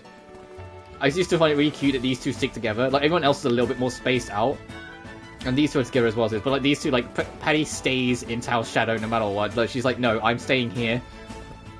It would be cool if we expanded rooms, it moved their positions into the new rooms. Because the whole, like, plot incentive for making these rooms is making more room. So, like, space out, guys, come on. Anywho, before we get carried away, I want to... We're going to need more spirit balls before I get carried away. We are going to need more ingots. Yes, we are, damn. Let's make more spirit balls. I want to make a weapon. Oh, colourful oils was one of the things I had to make. For the devil thing. Depiction of the devil.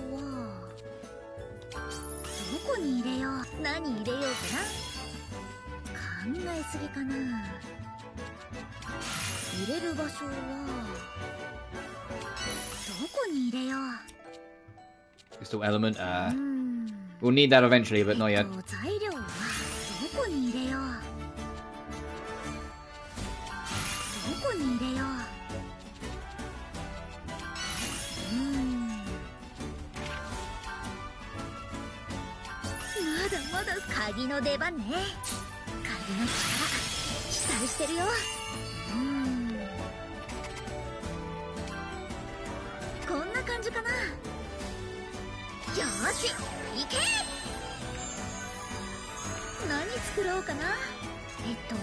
And I'll also make more Chimerator as well while we're at it.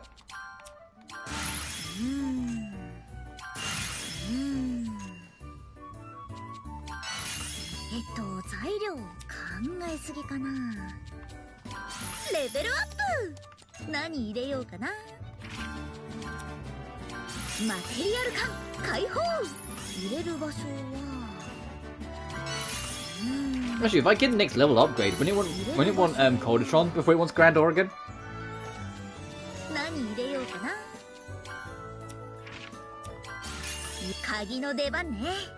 Do I have anything that's ice increase? I don't think I do. Oh, I do.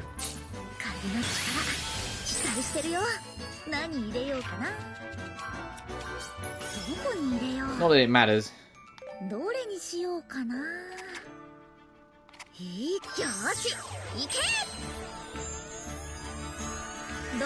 Alright, now let's make a weapon.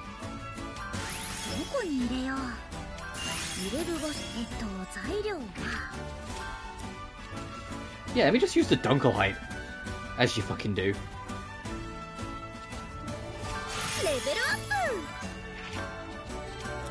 Mark of protection. Oh, interesting. She's a protector. She's a defender.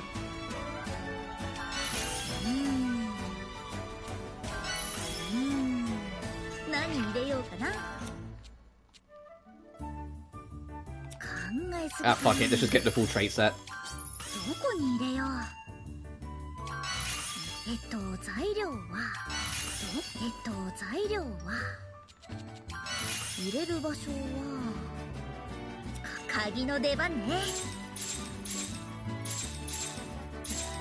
Oh, increase, attack increase, excess, defense increase, quality increase, speed increase, defense, attack M. Alright. Can we get better than attack M? Quality, air, ice, production quantity, quality, attack S. Oh, attack L. Literally at the bottom of the list. Alright, there you are.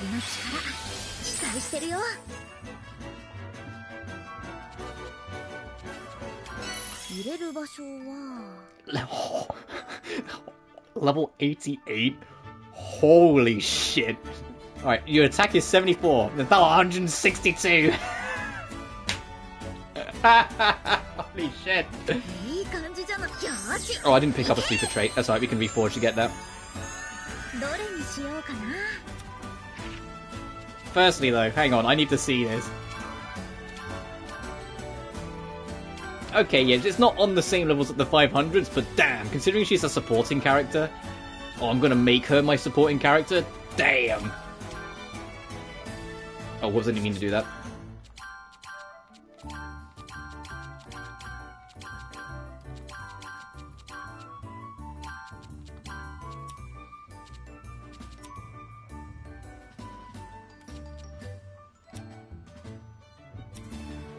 Alright, item rebuild. Oh fuck, now I have to find it. The only problem with having so many characters... Oh, well, there it is.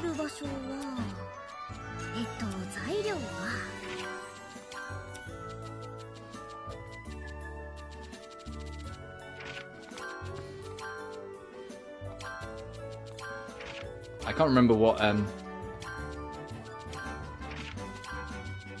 super traits we could equip. Wouldn't that be weird? Oh, you can have Ultra Purity, interesting. Let's cost product, I think that was Cell, isn't it? Stun Break? No, we can't have it. Nope, nope, nope, nope. Well, zero impact. What even is zero impact? Hang on. Inflicts fixed damage and ignores resistance. Oh, so that'd be something you'd attach to an item. Got it. Nope. Wait for his triangle again to keep doing it. Life Curse. Pharmacist Seal. What's Overpower? That sounds fun. Okay, not fun enough. Struggle. Okay, no. Rakshasha? What? Greatly increases damage but decreases resistance. Hey, do you want a glass cannon? Is what it's asking. Blood Contract. That's, yeah, I know we know what that one is.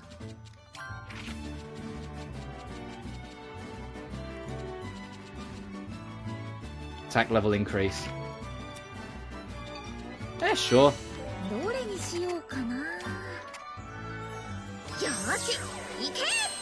There's something on it.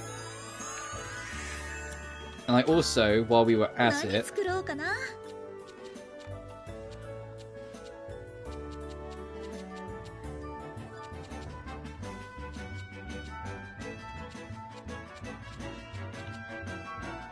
This is the,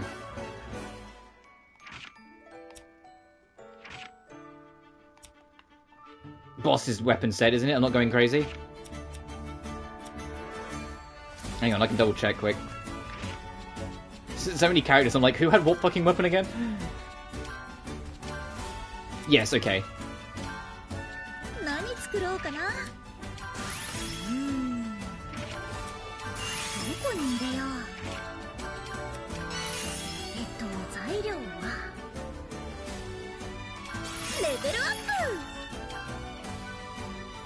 Was it an post game? You have no clue what just spawned into it. Go on.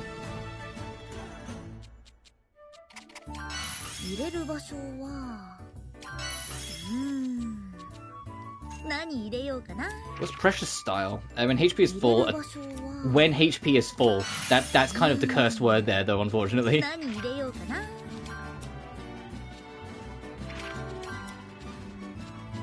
What's Elusive Fish? There's a unique effect when used to reinforce equipment. Kirito from Sword Art Online. Oh. I had a friend of mine that was obnoxiously into that. And I mean obnoxiously, like he would never shut the fuck up about it. And I was just like, please, for the love of God. Like, it stopped me wanting to watch it because he would not stop talking about it. And telling me it was like the best thing ever. And I was like, keep in mind we were kids in school at this time, so of course we were like obnoxious about it. But I was just like, please, for the love of God, shut up. You know?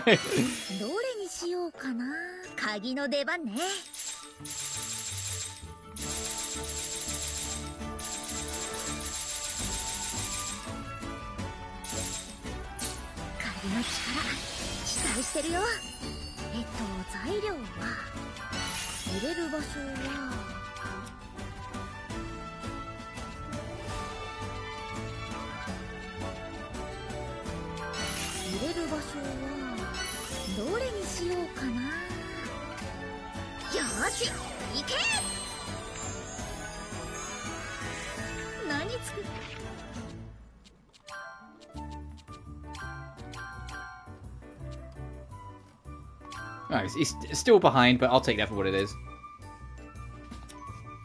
So now my main party, 517, 431, 438, 346, 514, 390, 360, 369, and 437, 443. God damn, look at that attacker roll. I just realized. What do you mean defender? What do you mean defender roll? She's level 18 on the attacker roll. The fuck do you mean defender?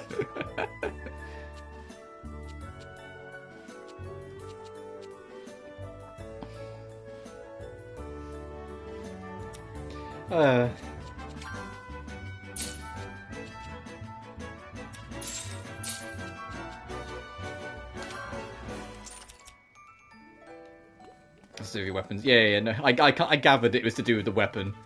It's a defender weapon, so it affected it. It's just funny out of context, that was all.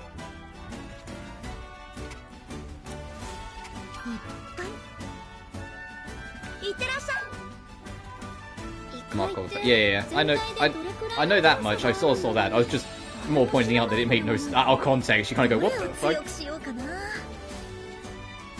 Oh, we can do this as well.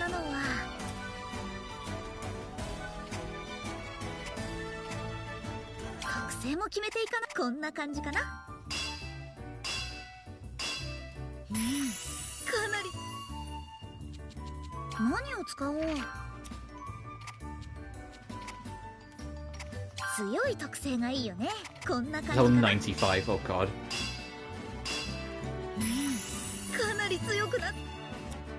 So now I've bumped them up as well. Hang on. Fucking hell, 522. Oh! And boss is on 471.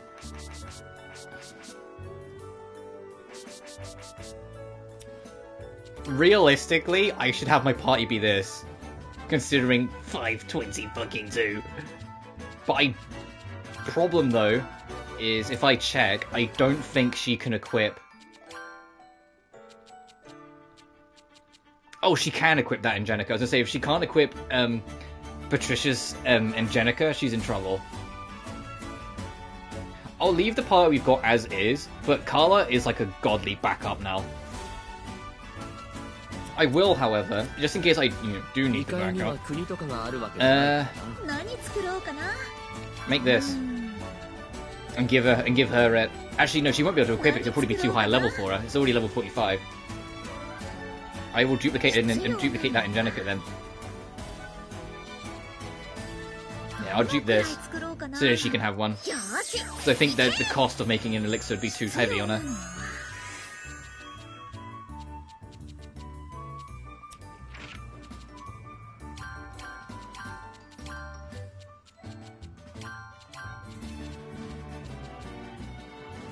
That's too much for you, but yeah,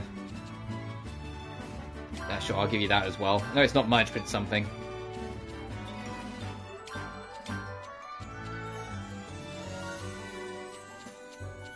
That'll do.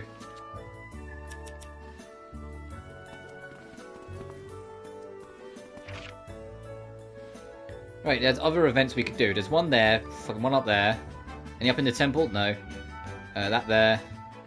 Oh, we need to go down and explore here as well. We can do that first. Actually, yeah, let's do that first. So we're exploring new land as we go.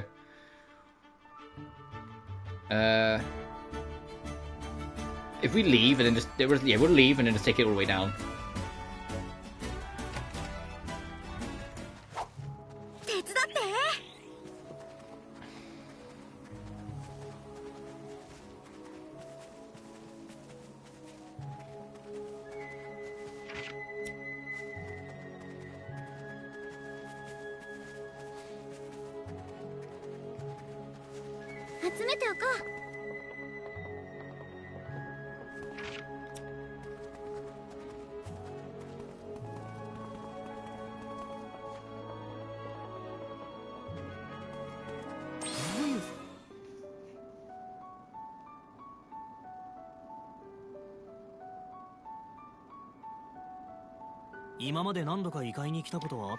I've been to the Underworld before, but there are all kinds of places in the Underworld too. Never been deep in, so I just assumed they were all the same. True enough. Some of it might look nice too, and we just don't know. On the other hand, parts of it might be in even worse state than this. Yeah, it's a big world after all. Also, is this the first... I think it's the first time in the series, and it's probably the last time considering it's the end of the saga, that we've had more than one Orin in our party at one time. Because Kilo never joined our party in Ryza 1, Lilla never joined our party in Ryza 2. It's like we only ever get like the one designated Orin of the group. It's a big world after all. Although, everywhere has Felucia, trouble in common.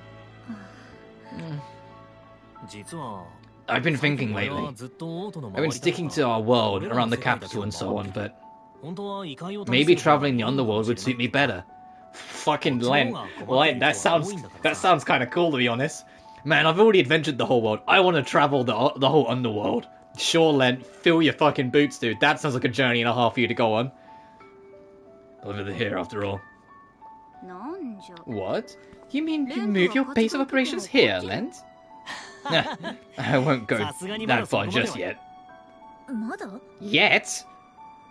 Come on, give me a break. I'm just saying, it's one possible future that might come up someday. I'm traveling to help people, after all. It's not totally out of the question.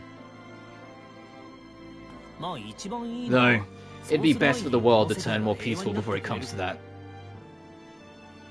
Ryza's face as she turned around, she's like, what the fuck? Yeah, that's true.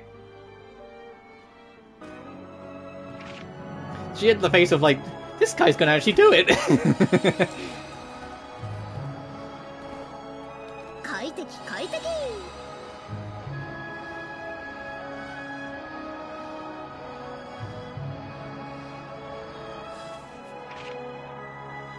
So I love zooming out the camera when we take the zip lines for any reason, just kind of seeing the sights. I do feel like the first region of the game is the best realized attempt of what they were going for in terms of like the open environment, because you can just kind of explore the islands at your leisure and do it your way and then eventually go to the objective. Whilst all the rest, it's like the main path's kind of linear, but there's like things off to the side, you know? Well, it's not to say that these are bad. I still enjoy exploring these areas. I wouldn't be doing it if I didn't. I'm just saying I kind of like... I like what they did in the first area. When you got to the islands, you could go to the objective, but all the other islands are literally on the way, so you might as well detour. You know? Oh, I don't have any adamant.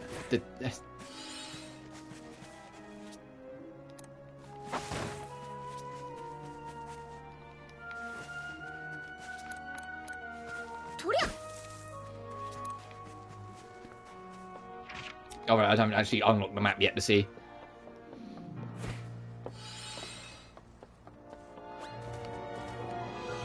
Actually, hang on. Stop. There we go, Ryza. You know what you're gonna do, huh? Yeah, get out of my way.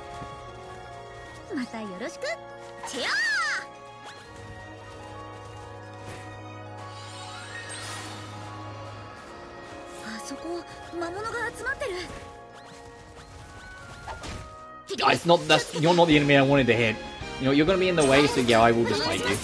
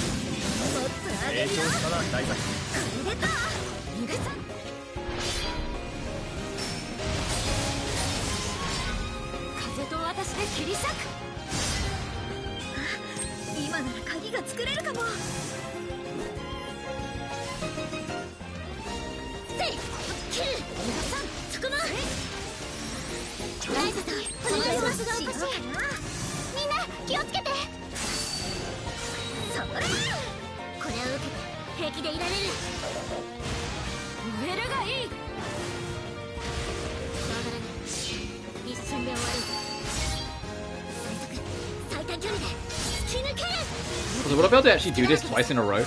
Yes, I will. That's kind of cool. So will the game actually let me do this? In a combo? I mean, we just do this again?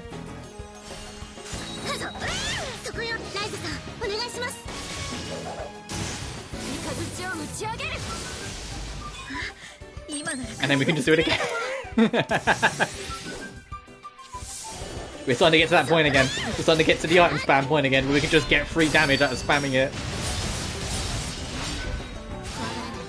Now, the easiest way to identify that Atelier game is getting into the item spam portion of it. Because your items just get too good. And in fact, these items are actually kind of outdated as well. I need to replace a lot of them. Because we've had a couple of these for like a number of streams now. And they've long since served their purpose, you know? Right, now to fight the thing I wanted to fight.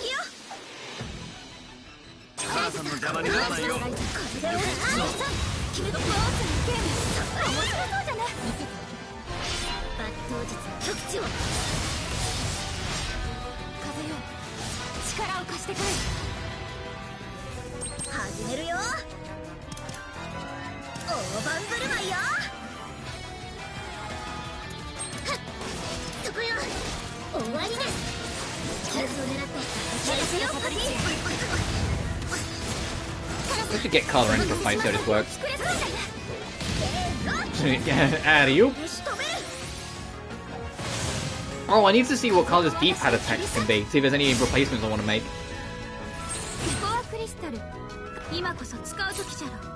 Look at that smile! Oh, look at that fucking smile. I just want to pinch those cheeks. She's so cute. This is just like, yeah, look at this key. Sorry, anyway.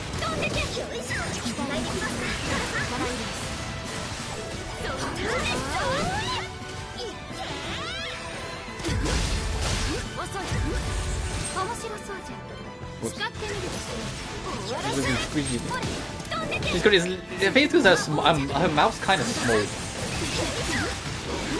Oh, is she like? I think she's. I've been stunned.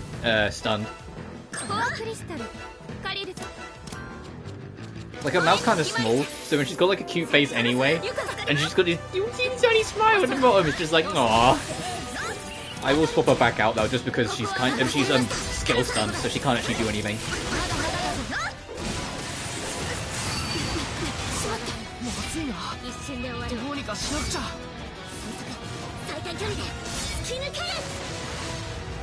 Real talk, if they decide to keep this formula and like decide to just enhance further on this whole like ATB system in future games, and they're also gonna have this many fucking characters in it, please for the love of God make it a party of 4 again instead of a party of 3.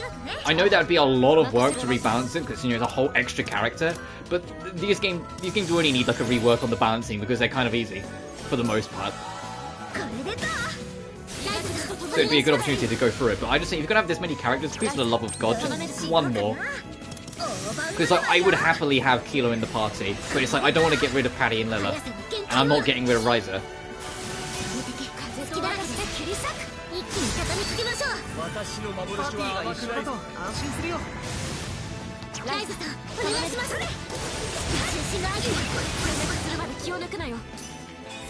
Oh heck, have 8 playable characters. And then just make it that everyone's like in duo tag teams. So it's like an expansion of like Sophie 2's ideas, but now applied to the ATB system.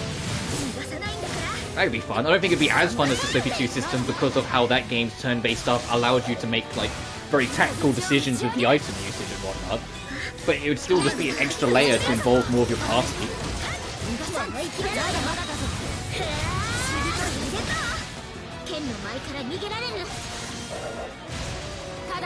We've got just a gang of bench warmers, no matter what party you set up, you know?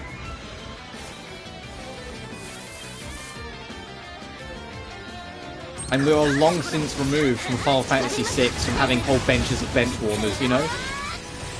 We're long since removed that time. We don't need to go back to it. If you don't know what I'm talking about, Final Fantasy VI has 14 playable characters. And you can only have a party of 4. And so, like, there's like several members of the game that not only will you barely use, there's some that you might just never use because you're already comfortable in your party, so why experiment with yet another fucking character? It's generally like the biggest problem with 6 is that if you do it properly and unlock all your friends, because you know you can get a number of them killed, which is also part of the reason why they give you so many playable party members in that game. But if you keep everyone alive and do it properly, holy shit, you get to the final dungeon and the game's like, alright, pick your party, and you're like, yeah, out of the whole school classroom, sure, let me pick out 4 fucking people.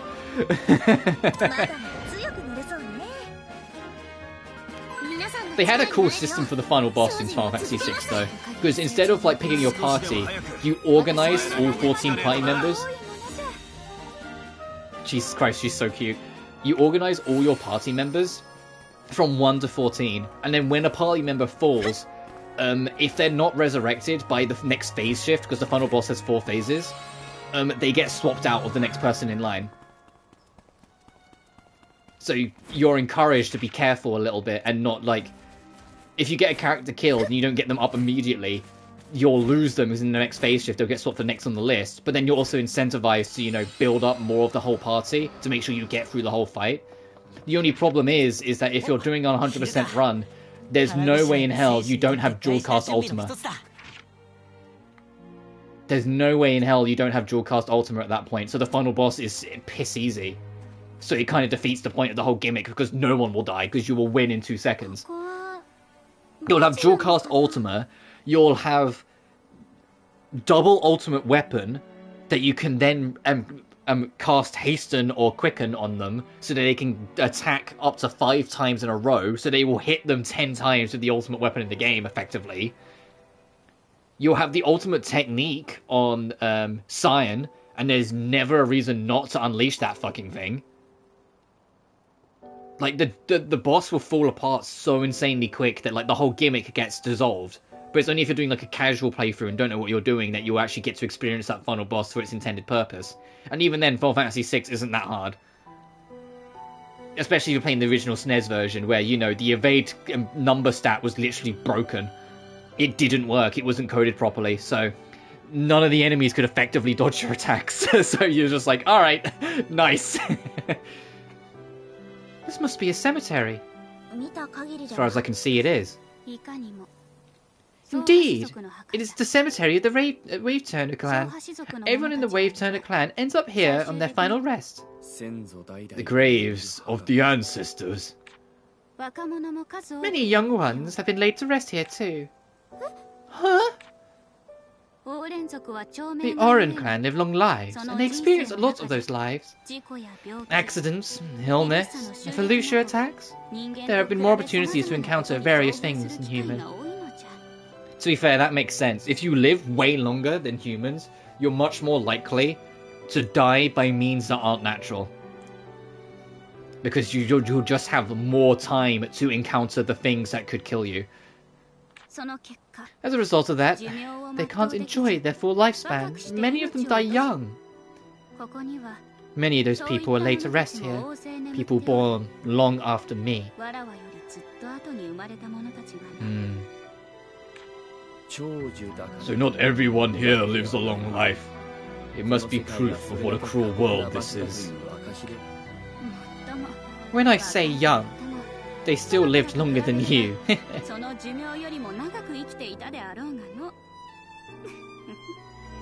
Which then just begs the question, Carla, if they died young and you've seen them be born and die, and yet all of them probably lived over 100 years, how old are you?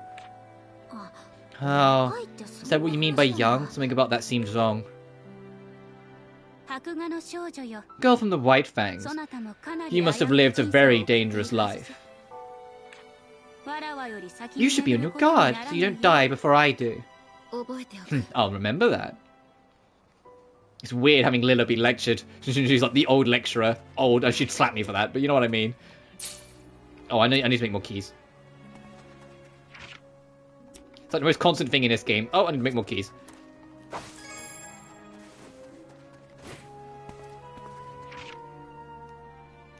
Oh, I need to go around.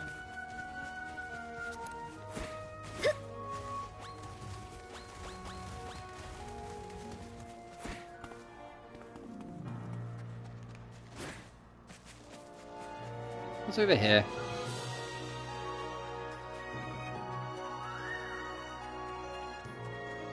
God damn.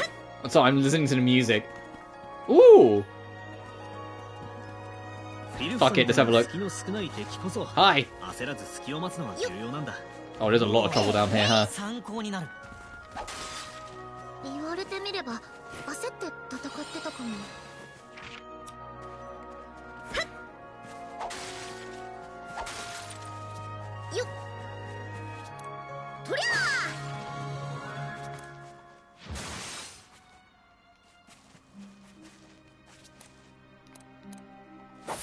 I genuinely really like the music for this area. All the tracks we've heard, because we're also in a different zone in the Underworld, so it plays slightly different music, but all of them like feel like what the game was going for. Like it actually hits the mark because it's an enjoyable track.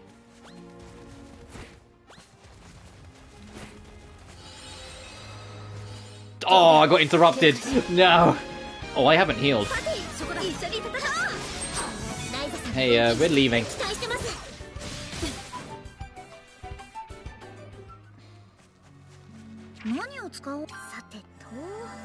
Oh, that...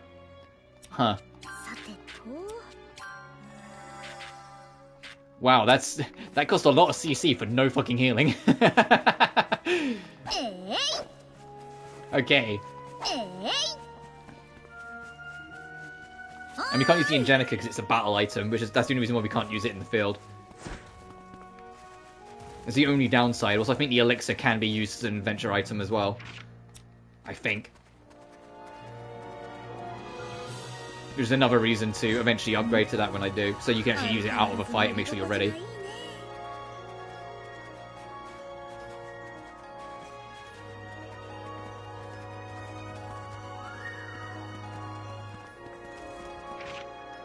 Let's back into that underground.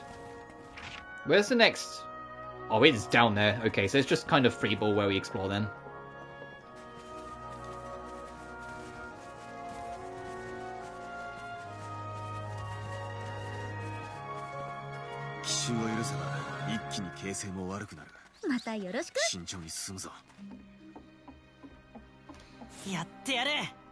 Hunter Cloak and Dagger. Oh, is it literally these guys in front of me? For 300 SP, sure. I'm gonna keep doing this, and if you get in the way, it's your fault.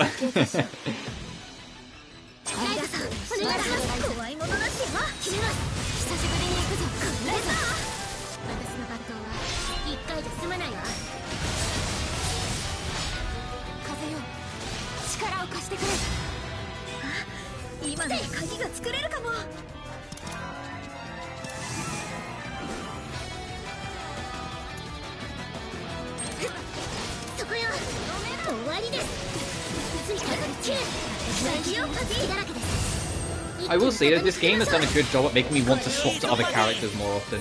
It's because everything's so snappy that I just feel more incentivized to be like, yeah, sure, I'll play as Paddy for a sec, instead of just always playing as Ryza and letting the gang do the rest. Like I did, especially in Ryza 1 and a little less so in Ryza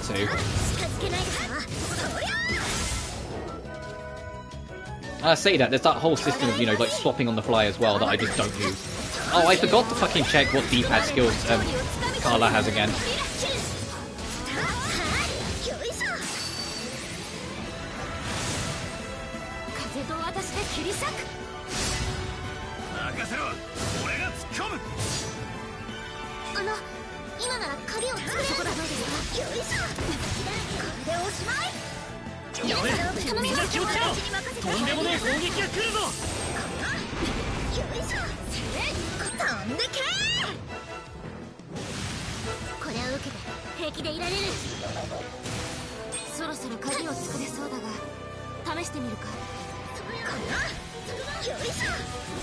You know, just key this thing. I know we don't have a purity key, but we can still get something out of it.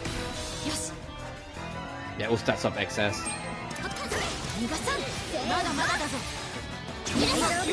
Oh, it died.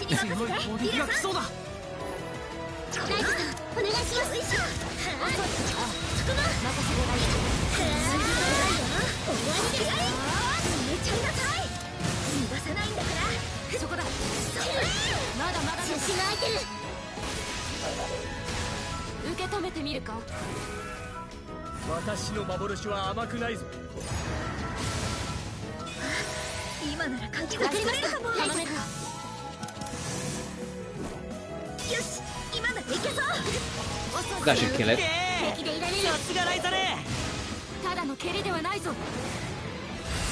Nice. God damn, 14,000 experience points?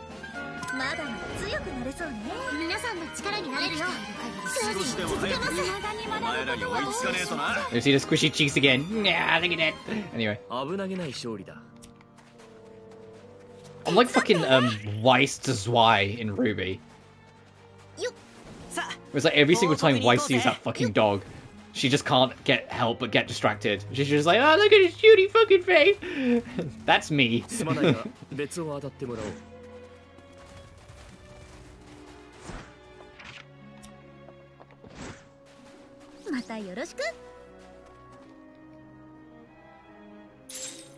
Yeah, sure.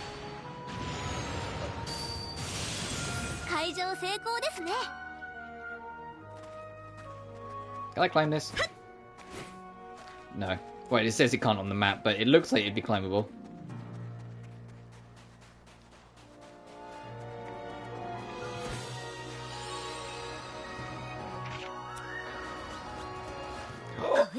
Oh, I was trying not to run into you. I don't need to fight you. I'm borderline level 80 for goodness sake.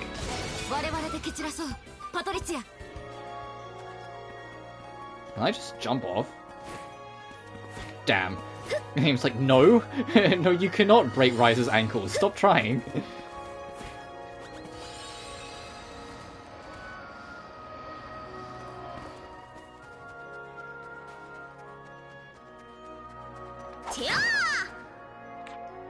Oh hey, another journal thing. How do I get over, out, and around? Let's have a look around.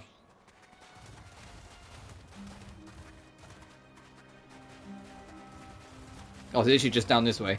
Oh, okay, never mind. Crisis averted.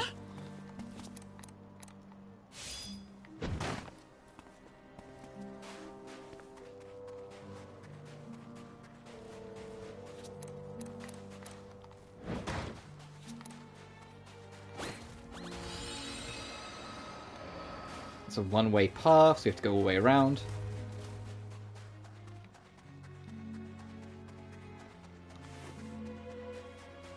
It's a dead end. Had to check though. God, remember in fucking Ferris when every time you entered a cave it disabled your map? Yeah, good times. So glad we're away from that. I'll say that the caves were very simple, so they were pretty easy to kind of just mind map your way through it, but it was still a bit like, oh, come on.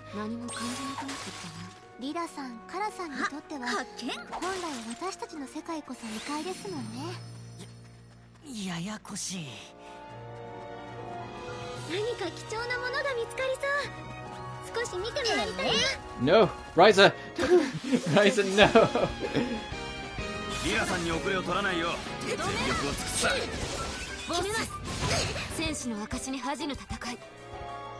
Trying to do this.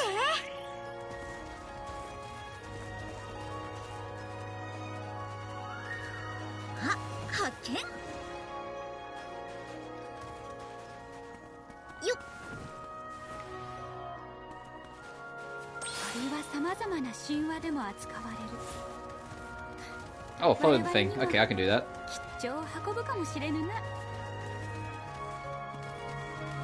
These guys need to move. Come on. Out of the way, big guys.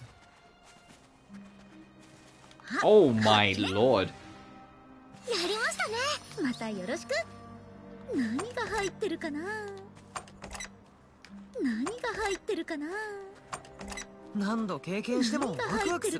Sure, game. Sure. What? Didn't see any complaints from me.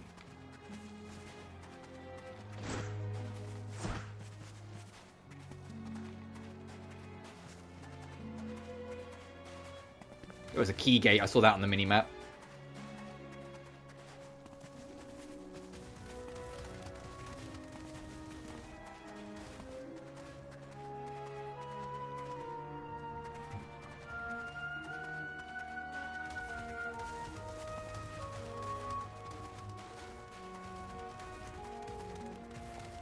Like, yep, excuse me, I'm just running around, just exploring seeing the sights. We still got all the character stuff to do as well, so like, yeah, I don't know if we're going to advance the plot properly again today.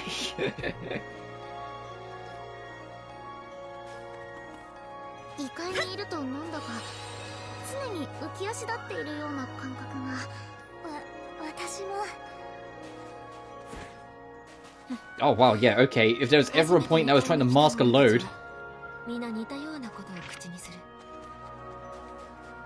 Right, can we break this key door? I don't want to use the Soul Cradle key. No, we'll burn this. Those things are cool. We need to keep hold of them for as long as we can. Reinforced vessel. Alright, that's the other end of the drop. So does that mean over here is the... landmark? Hey, it is. Small roadside cave.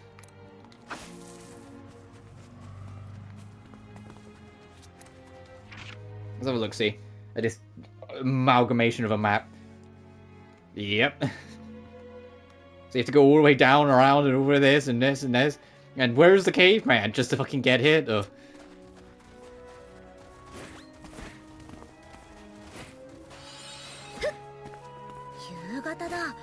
Sometimes I worry if my references age me too much. Sometimes I think I'll make my joke and I'm just gonna go, does everyone still get those jokes? Or am I too old now? Am I not hip enough with the kids? Just say that nothing hit me harder as like realizing I'm not hip with the kids when like a kid at work explained to me what Prime was, as in the drink. And I was so like, what the fuck are you talking about? And it's like, oh yeah, these popular streamers, YouTube, whatever. I was like, oh, okay, sure. Is this what the kids like? Wait a minute. Oh no, I'm not in it with the kids anymore. I'm not hip. We'll check this dead end at the bottom here because it's probably a treasure chest, but then we'll leave.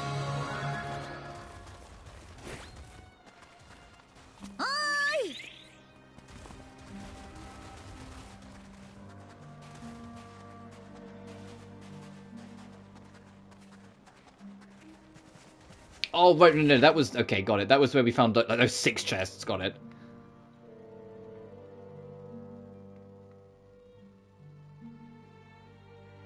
Okay, we got that there, and that one there. Is there any more on this ray? No. Okay, so we could start here. Oh, that's kind of long-winded to get down the hill. We'll start here and go back up. We'll go up then instead.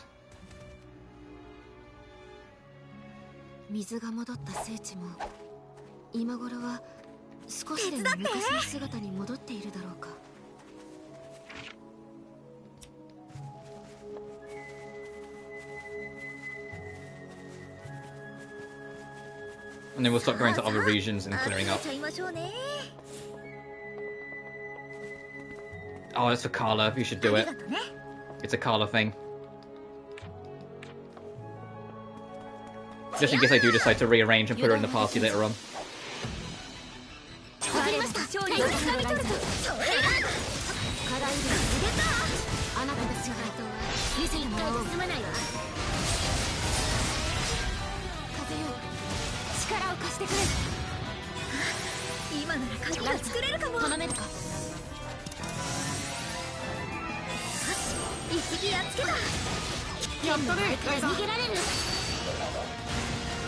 I still haven't checked the fucking D-pad attacks. Like, I've got such a short-term memory here sometimes.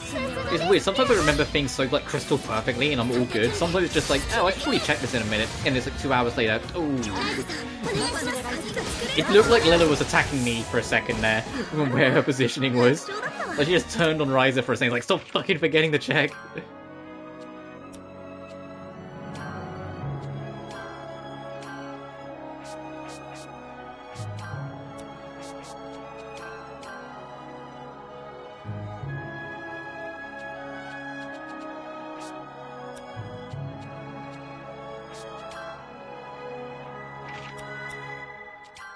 Oh, I forgot where it was. Hang on.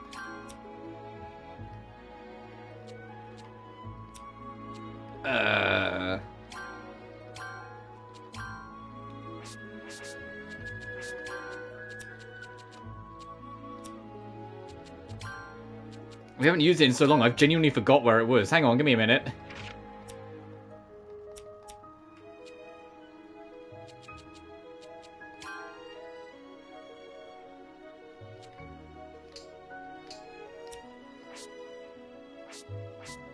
Oh, that's interesting. So you want to get access to your party members, it's like you have to do that.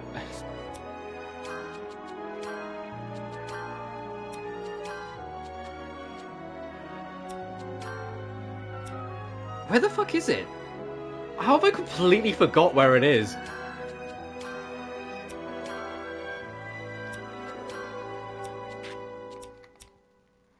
Hang on, I can find it.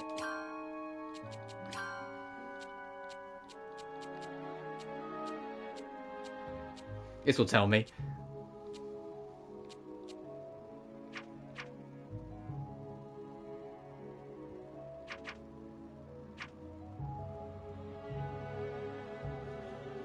Party section, thank you. Oh, L1, yeah, there it is. Fucking found it, we're good. HP regen, deals magic damage to a single... HP regen to everyone would be nice.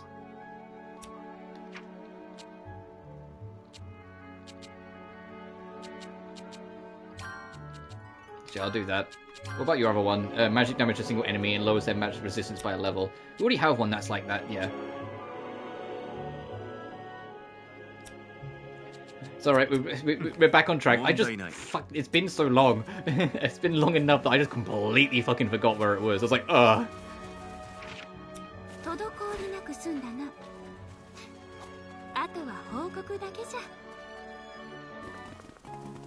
Oh, I don't even think I reported that quest after I won that fight. Whoops.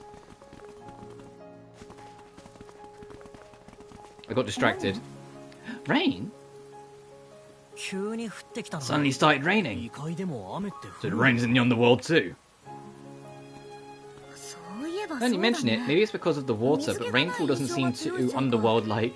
I've been here quite often, but I've rarely encountered rain. Oh, I thought so. Well, the places we've landed from jumping through the gates were always dry areas where Felucia were. Indeed, it doesn't rain much in Aurum. Still, there are places where it rains. Yeah, and it doesn't matter whether or not you're in a dry area. When it rains, it rains. And I guess we just haven't encountered it until now. It's better to be raining when facing Felucia. I don't know if we're lucky or unlucky. I'm sure it's just a reflection of your daily actions. Hmm?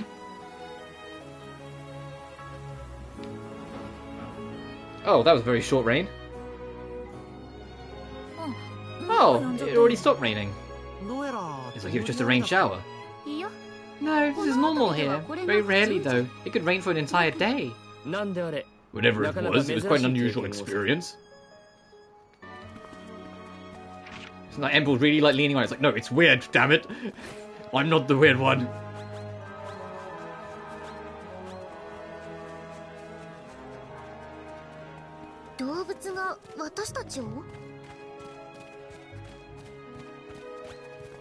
I'll follow this animal first and then we'll go take the... Oh, I see the chest. I'm gonna get there before you, got it.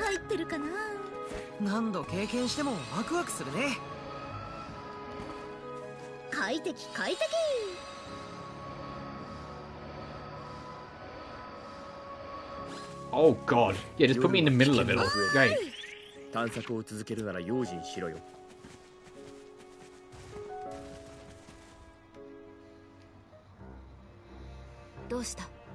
What's the matter? You look nervous. Well, I've been to places in the past with a similar scenery to this one. I didn't have time to pay attention to surroundings back then. But maybe it was a good thing. Hmm? What do you mean? Now that I can see my surroundings, I can feel the danger in the atmosphere. What I mean to say is it's kind of embarrassing, but I'm a little freaked out. No. The fact that you're able to feel it now is a sign that you've grown since then. It's not something to be embarrassed about.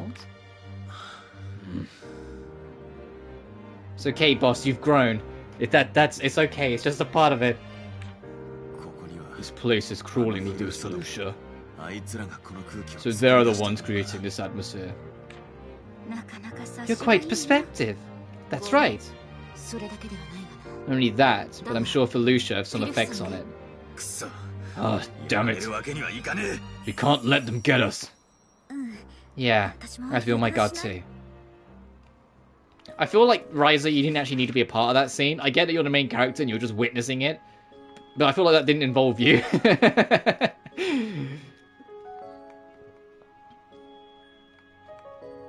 I hope Kilo's in here somewhere. Anyway, we got other events to do. We got one there, we got one there, we got one there, and we got all the other regions. Let's just start running around.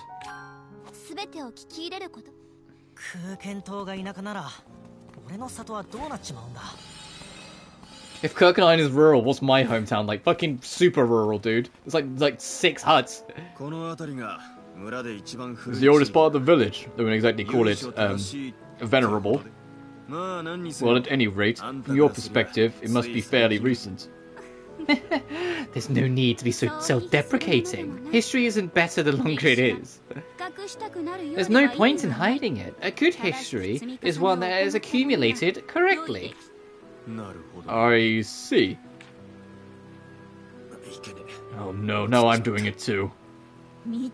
I saw that, boss. Ugh, Ryza! I see. Yeah, it's like you're picking up on Ryza's fucking mannerisms. Cut it out. Not just me, Carla says. That's why it's so funny. The way Carla talks is very distinctive. Oh no, he wasn't impersonating or like mimicking her traits. He was mimicking Carla's. Really? Is there something wrong with it? Oh. I want to protect her like she's my child, but I know in like reality she's probably like 800 years old. Huh? I think the way I talk is normal. Hey Ryza, did I say something funny? The way you usually talk is... You can talk normally? Actually, why did you think I couldn't do it? These two fucking...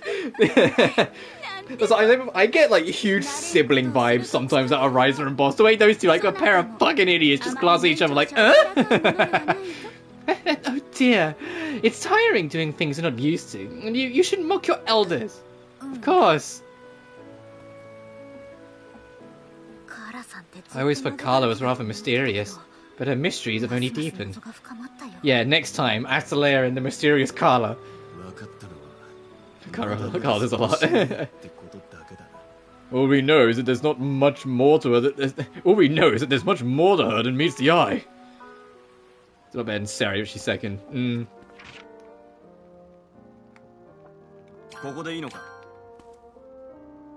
Look, she is like an extremely childish personality, but she's so fucking wise beyond her years, so she just messes with people using it. Well, I got the impression, in terms of who they were, the actual youngest Orun we've met is Seri. I kind of got the impression that, because Seri was a little less mature. Like, it wasn't that she was childish, she was just in general. Like, when she first met Ryza, she wasn't very trusting. She's like, no, you're an alchemist. Whilst oppositely, Carla was like, hey, look, the problems of your forefathers aren't yours, so who cares? Like, there was a difference in wiseness. Like, I wouldn't be surprised if Carla's the oldest. Then it's Lila, then it's Kilo, then it's Seri. We don't know their ages, because that's the whole point of, like, almost like the joke with them, that you never actually know how old they are, but that's kind of the impression I got. Shopping, Claudia? Oh, hi, Ryza. Just a little. And there's art supplies. That's right, some just basic stuff. We don't get them often, though. They don't sell that well in the village. A travelling merchant brought them in, so I thought I'd give them a shot. It's like it was fate. Oh, I see. Come to think of it, I've never seen art supplies sold here. Do you draw, Miss Claudia? Oh, I've been brushing up. Good pun. Brushing up a bit on it lately. Just a bit, though. As an artist, it makes me happy to see someone taking an interest in art. Oh, it's just a hobby. I'm only playing around. It's nothing that serious. Say, Claudia, show me what you've drawn. I don't even haven't much completed yet, so I haven't really got anything I can show you. Oh, okay. Well, please show me if you do draw something. Will do. Yeah, your girlfriend wants to see your work. I mean, what?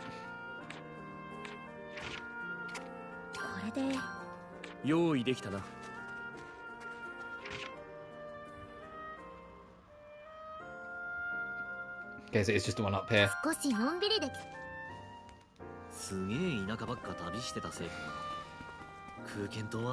Oh, this is where you've, like... This is where you've done your business, Romy. Okay, at least we can find you here. Seems they're not selling anything. What?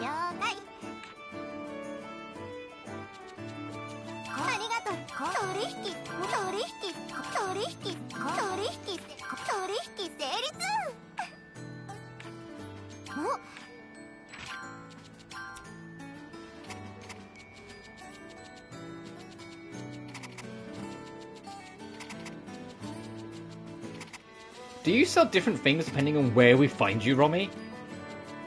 Because I'm not going to remember if that's the case.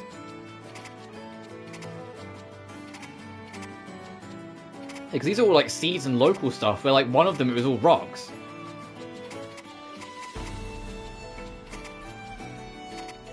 Oh no, here's some rocks.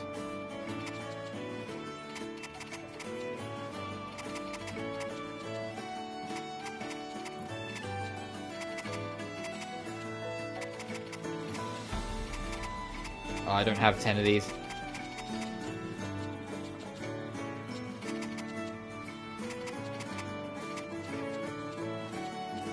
Yeah, sure, being able to buy mace fish will really help later on.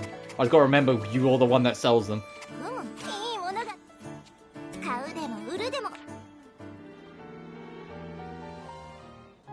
It's getting pretty good, isn't it? For sure! I would like to add a few more things, but for now I have a pretty good assortment. How are the sales doing? I guess it's so-so. Well, yeah, that means you're aiming higher. I guess so, but I think the numbers are doing much better than they used to be. So maybe not everything is bad with the carcals popping up? Well, from my point of view, I am not quite sure the number of people increasing in Kurkan Island has much to do with what's going on though. You sure? Yes! I think it is just genuinely developing, especially compared to what it was before. I see. Little by little, I can see Kurkan Island is changing. As for me, I couldn't be happier to be a part of it. Let's do what we can for Kurkan Island, little by little.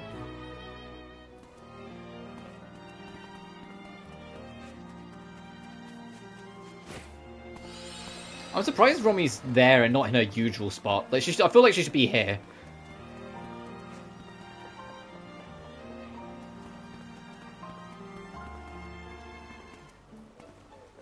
Uh-oh. Oh, it's cute. Yahoo! Hi there! What are you doing? Oh, Ryza, you've got to hear this. Carla is... Hmm? This is really delicious. Oh, I can't believe there's a fruit like this. That's an apple, right? Oh, that's right. It's a genuine, ordinary apple you could find anywhere. To be more accurate, it's a Kurkan Island apple. I saw this fruit for sale in that shop. I really wanted to try it, and my instincts were correct. It's delicious. I do think the apples in the village are good, but really nothing but an apple. Is it really that great? I tried it myself, but it was nothing special. It's not any different from the Farah apples. Do you mean that you have this in your village? It's more ordinary than I thought. Well, probably. In my village, well, in my world, there was no fruit like this anywhere. I could eat any number of them. Glad you're happy, but is it really that great? I doubt they would survive in the atmosphere, but why not get some apple seeds? Sprout an apple tree then, in the underworld, if it's even possible. So I don't know if the atmosphere would make them actually bloom properly.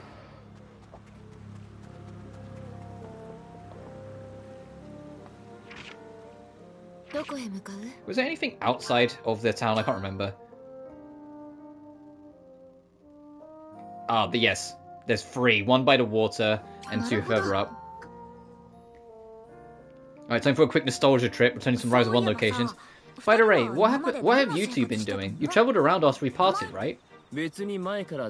Oh, nothing really, just the same as before. I continued to research while relocating from one base to another in search of the gate. While Ampol was doing all sorts of things, I didn't have much to do, so I just laid back and relaxed.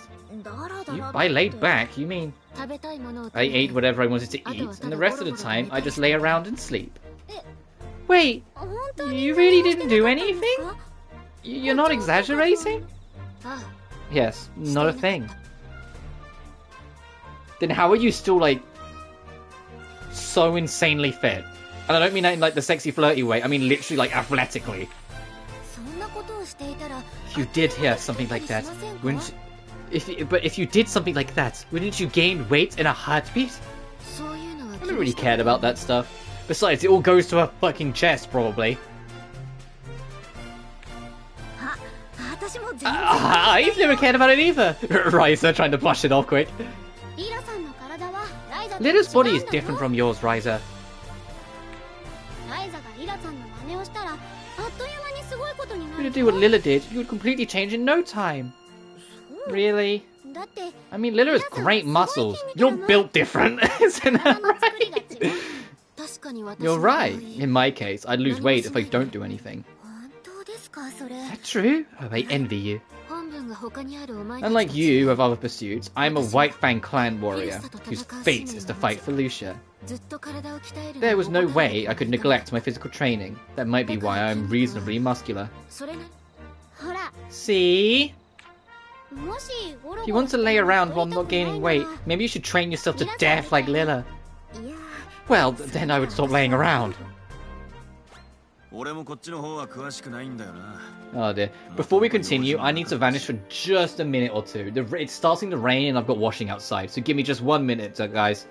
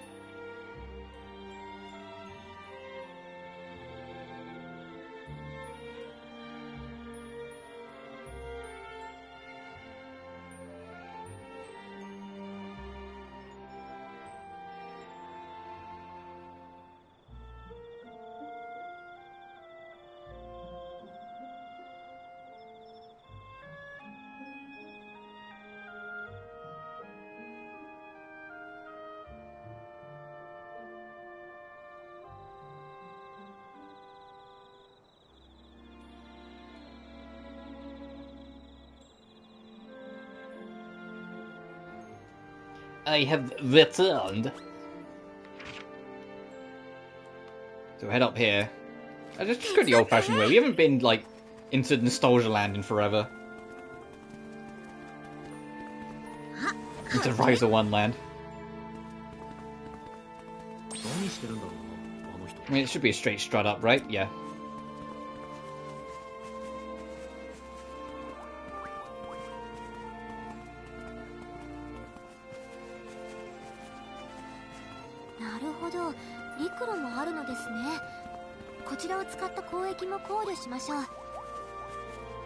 And it's nice to see enemies that are like punies and like the sloth things again, and not like all the demons and monsters.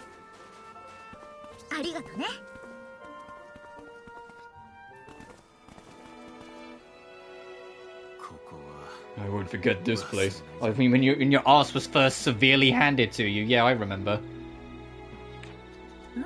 What are you talking about? You guys probably don't remember. This is where I was completely destroyed by a dragon 4 years ago. I'll let you mention it. I remember something like that. Agatha watched over us while we fought. That's right. We got beaten by the dragon, and Ryza and the others ended up slaying it. I was humiliated. Come on, it's way in the past. Just forget about it. That's right, and besides, haven't you been training all this time? You're a different person now. That's true. But the memory comes back to me from time to time, and I can't get rid of it. It makes me feel uneasy, like a small bone caught in my throat. Then what are we supposed to do? I don't know. I could win in some way. I've got to get my mind off it. But that dragon is gone because we already slayed it. What about Felucia? It's more dangerous than a dragon. If I could win against a strong one. That's true. The dragon compared to being a strong Felucia. Well then, if we run into one of those, we'll leave it up to Boss to take care of it. We don't want to fight those things either. Sure, I'll do it. But I wouldn't want to run into those things if I could. Is that actually a quest, or is it just... Okay, no. I was going to say, that they're not actually going to make that a quest, right? It's like, hey, players just boss, be up a Felucia.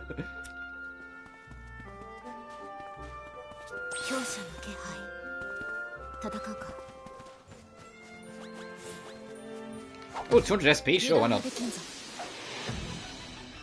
Why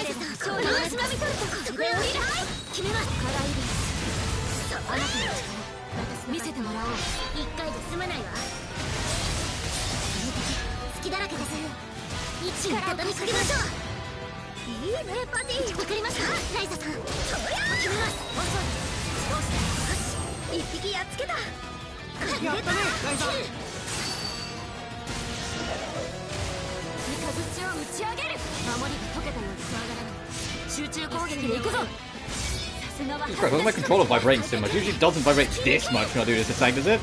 Or have I just not noticed it until now?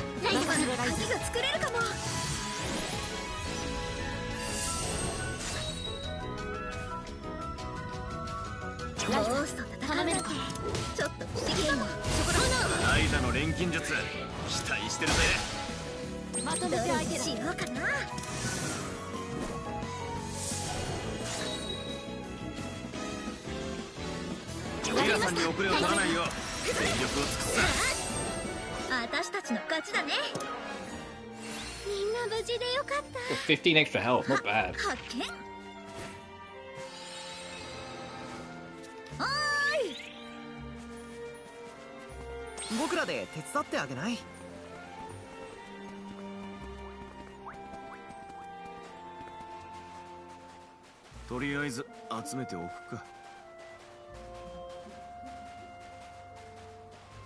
Oh, the tower creeping up over the hill, that's cool.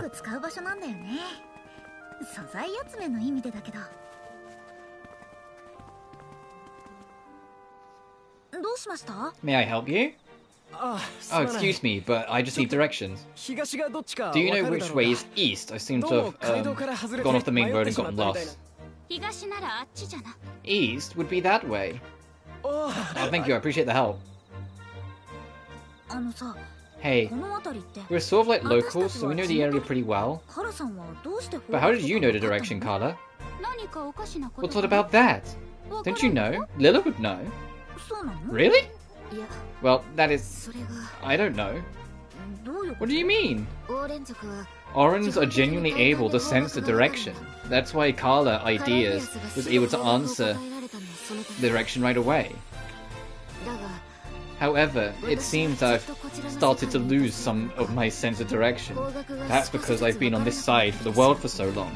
I can no longer say with confidence in places where it's difficult to tell, like the forest. Oh dear!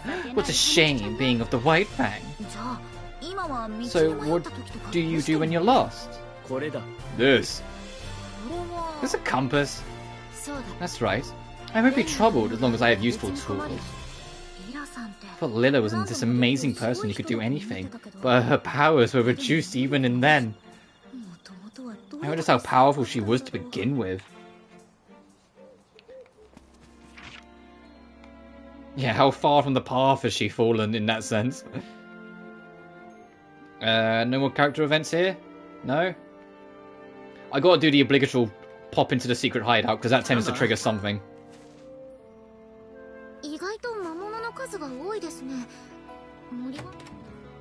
Yep.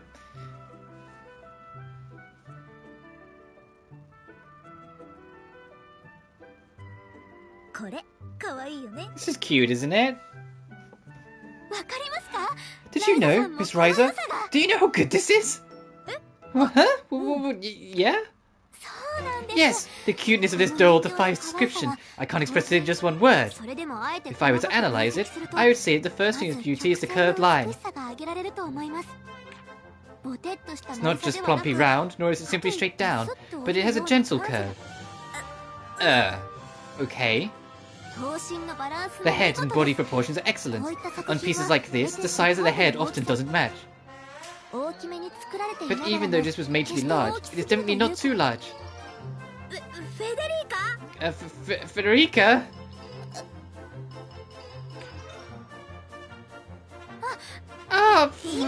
Forget what I just said!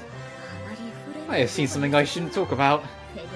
I thought Federica had a hard personality, but she has some cute aspects as well.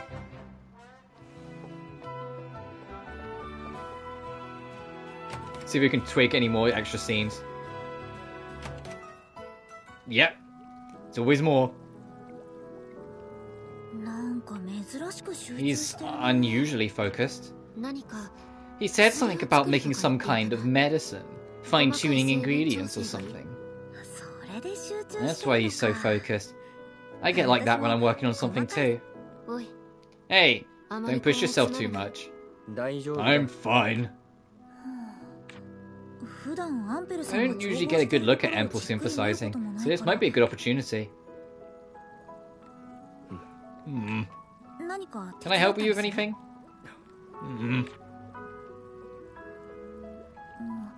Doing okay? Yes, it turned blue, so it should be fine. No, Ample, I meant you, okay? I don't need sweets right now. I'm not sure we're on the same page. He's this way again. What do you mean?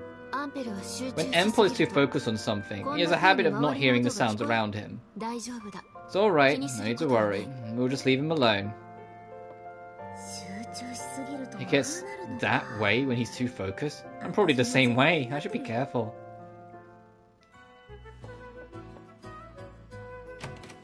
Alright, is there a scene for Carla?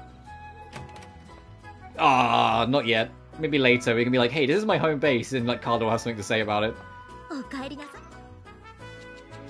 Aw. Oh.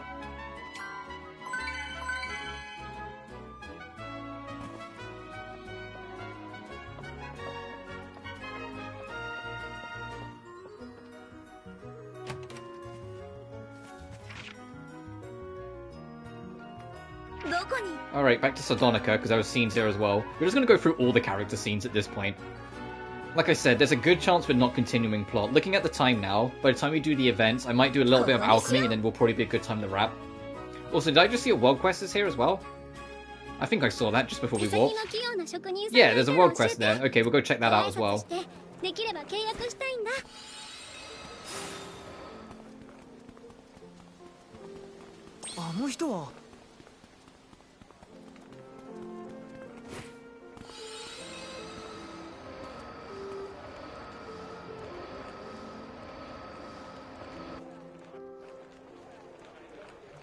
Oh, Carla, what is it? Well, she's probably never seen a big city before. This is the first. Exactly. This is the first time I've seen such a big city. Oh, is that it? It can be a little overwhelming. So big.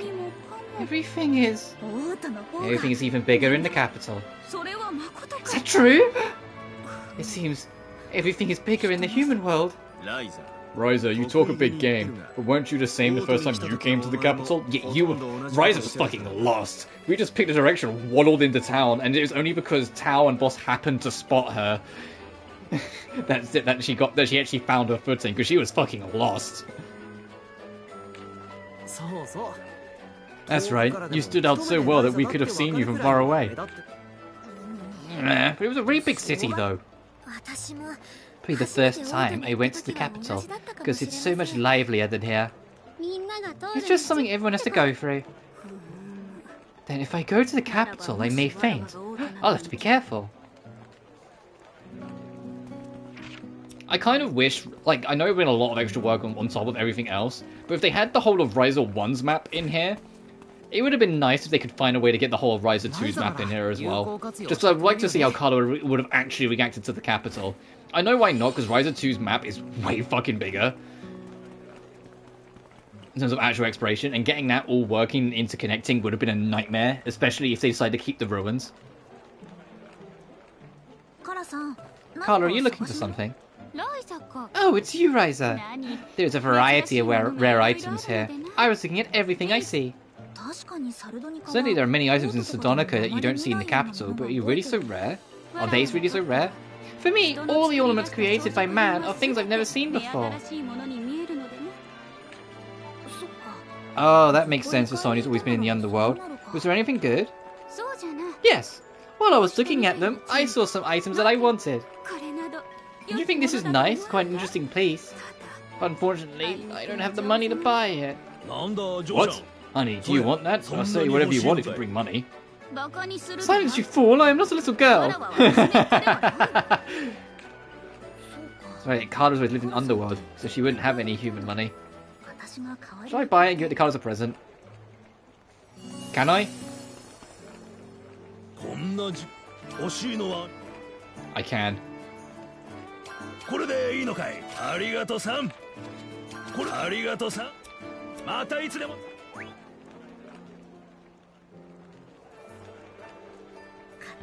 I brought it. This is the one that Carla wanted.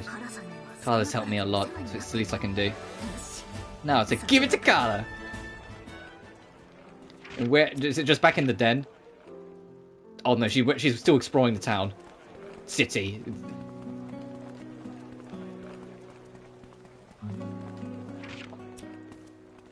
I would not be able to just go wander in a new city. I need to know exactly where I'm going. I don't get how people can just do that, but that's exactly what Carla's done. She's just over here. She's just gone for a wander. No, I'd get lost. I'd be scared of getting lost. What is it, Ryza? You're grinning like crazy. Yeah, look what I brought. Hey, this is the ornament I wanted. You brought it for me? But why? Well, it seemed like you really wanted it, and it wasn't that expensive. You've helped me so much, and you're probably going to help me more, so I wanted to give you a present. If you don't want it, you don't have to wear it. It's like a bribe.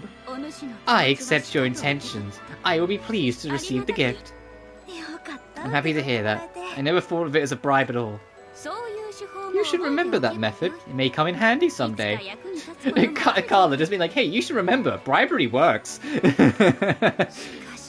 But what a rare find. I won't get tired of it no matter how long I look at it. Is it really so great? I thought it was rather ordinary, not anything special. It's mostly that it's human-made, but also because I've never seen such designs in Aurum. I've been wondering about it since I first saw it. Carla, do you like ornaments like that? Yes, I do. Basically, I like anything made by human hands, no matter what it is. But I am especially interested in unusual items and odd items. Odd items like antiques? Indeed! Exactly that kind of thing. Then you and Tao would have a lot to talk about. Aww. That was a nice detour. Alright, let's go see what's going on over here. I'm guessing it's inside. Oh, it's outside, okay. What are you puzzling over? You can't tell by looking? I'm asking because I can't tell. It's just not coming. What isn't coming? A new design for a craft. I see. You're adventuring type. You wouldn't happen to have any super rare materials that you can't find around here. Super rare materials? Yep. Oh, hey, do you have Underworld shit, I imagine? Yes. Definitely never seen Underworld materials before. Yep, exactly. Here you go, my guy. What on earth? Where did you find these? In another world. Another world? Oh, I get it. You mean from somewhere so far away, it might as well be another world. In all my years as a craftsman, I never laid eyes on material like this before.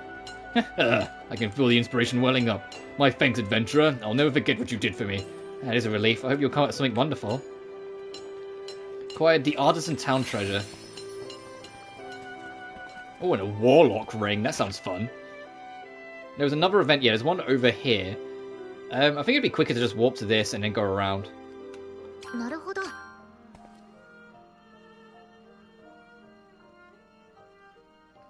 I think the first region of the game, I said before, is the most realized region of what they wanted to do.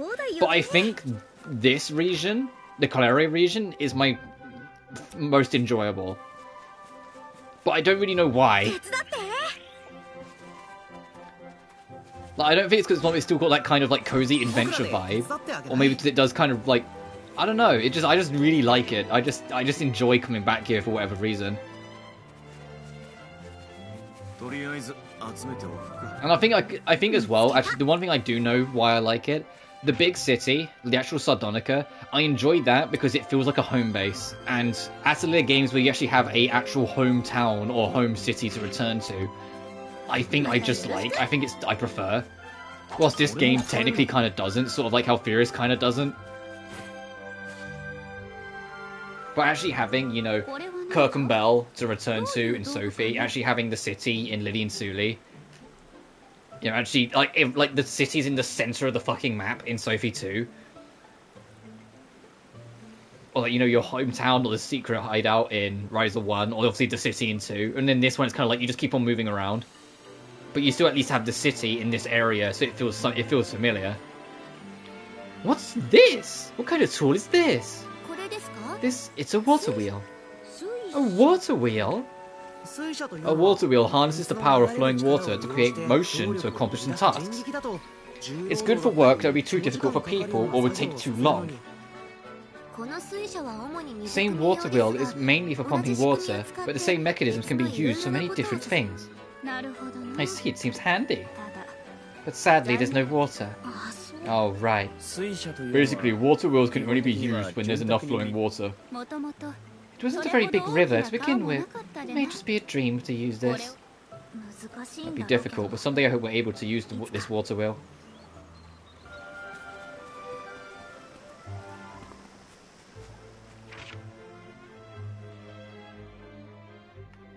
Okay, I think that's everything, just double checking. Alright, off to the Namid. I know there's some stuff in Namid. Yeah, there's stuff outside the gate. There's 2 there. And that's it, okay. Let's go explore this near the gate.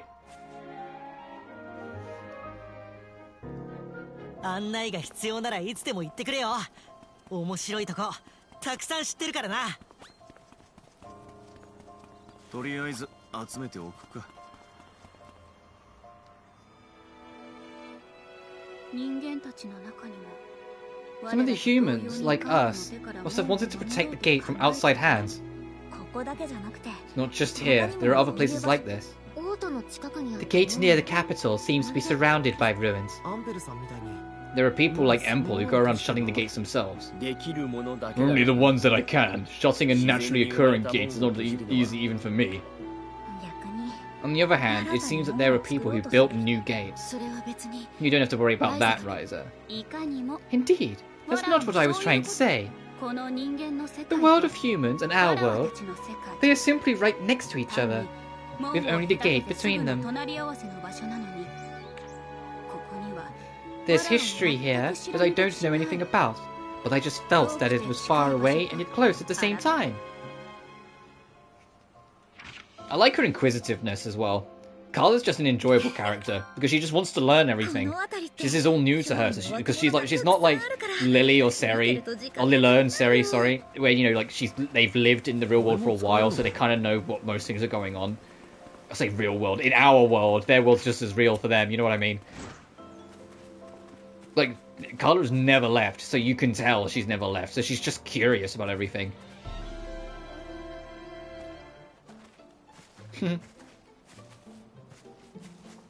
She is like a lot like a curious child. She kind of gives me Fierce vibes for how Fierce was in Fierce 1. Oh, that's Fierce 1. In the original Atelier Fierce. In terms of like, she just is just super curious about everything. She just wants to learn everything. The difference is that Carla is actually secretly like hundreds of years old and has a weird way of talking, whilst Fierce is just an extremely hyper energy child. Carla, what are you doing?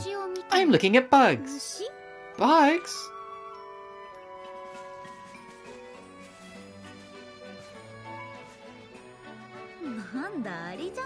Those are ants. Look at them swarm. But why are you looking at bugs again? Of course there are bugs in my world, but these are a little different. Aren't there any ants in Underworld? There are similar things, like the Felucia. The Felucia, but those are a very different size. Indeed, and that's why it's interesting that there are bugs as tiny as these. Carla really doesn't seem like she's far older than me. This does make her seem like a child. Something about her seemed off somehow. It's gonna happen. There's gonna be a scene where Ryza's gonna go, Carla, so how old are you? And Carla go, it's rude to ask her age, and she'll get got a third fucking time. Because first it was Lila, second it was Seri. Like, she keeps on getting got. She keeps on falling for it, and eventually going, wait, how old are you? And they just go, ah, can't tell you.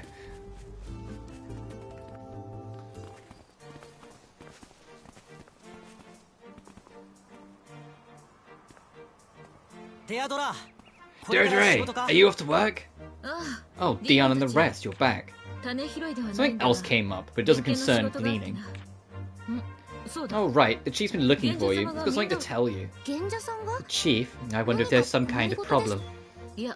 No, he said he's got some welcome news for you. Can you drop by the manor whenever you have time?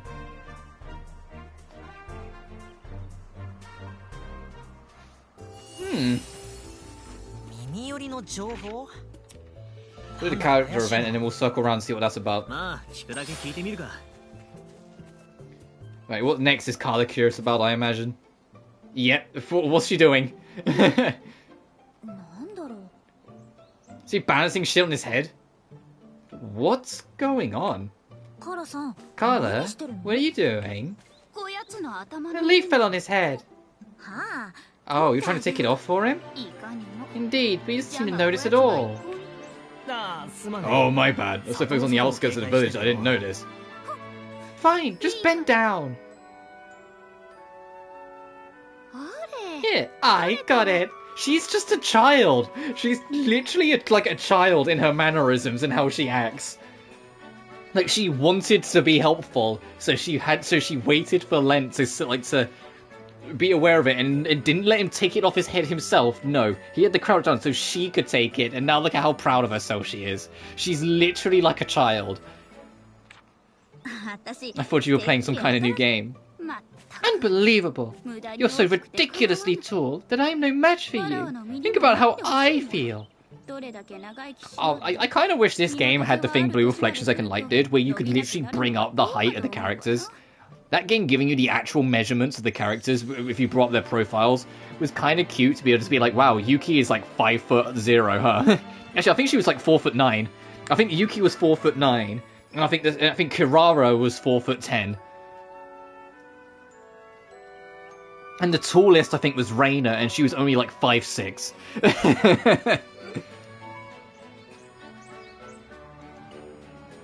It was either Reina or Kokoro was the tallest, but I'm getting off track. They're going past a certain point, no matter how old you get. Oh, the Oran people are like humans in that respect. Thanks. Wow, she's not gonna like that. Look at that face. She's like, this punk. Because Lent's got to be like 6'3" or 6'4", right? She's probably like 4'9". That's literally like a giant, and it's literally like the you know that joke, the 5'11" versus 6 foot. That's what's going on here. Ah, don't treat me like a kid. From my perspective, Carter really does look like a kid.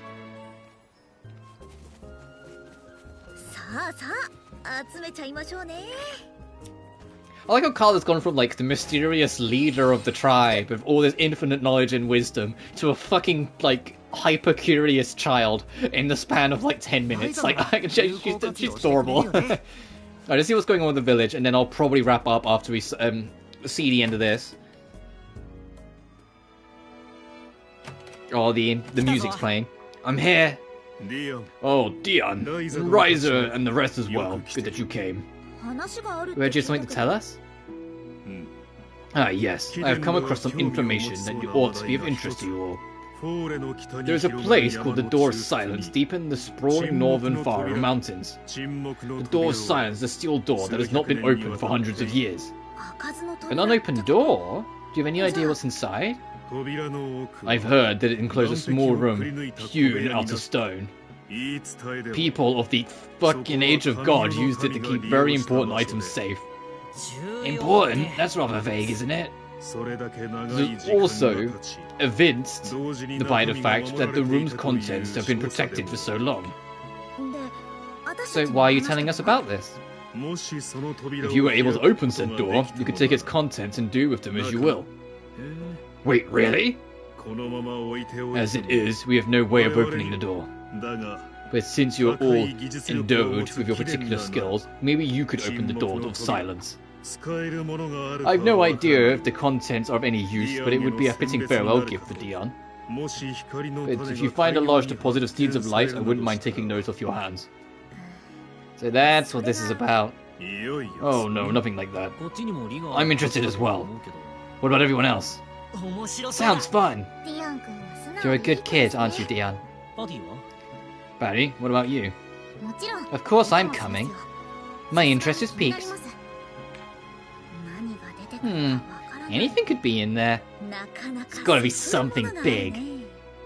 Uh-oh, she's getting the crazy look again. Alright, let's do this. Ah, yes. Door of Silence to the east of the mountain village. I would appreciate it if you speak with the head of the mountain village before you head out. This missive bears it by name. Would you pass it to the head of the mountain village? Yeah, will do.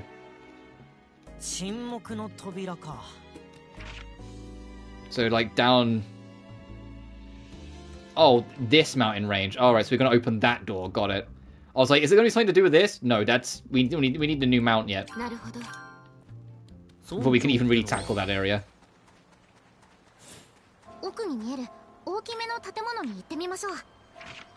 Sure, you can have some ingots and fresh meat. But after this, yeah, I will be wrapping. Mostly just because I'm getting hungry again. And I've still got work in the evening. Like, my stomach's already... I've already heard it rumble. Hopefully the mic hasn't picked it up at all. Not that it should, because it's not rumbling loud. But I'm like, yeah, okay, I'll get food in a minute. Are you the village head? I am indeed. What do you need? We have this. It is a letter from the chief.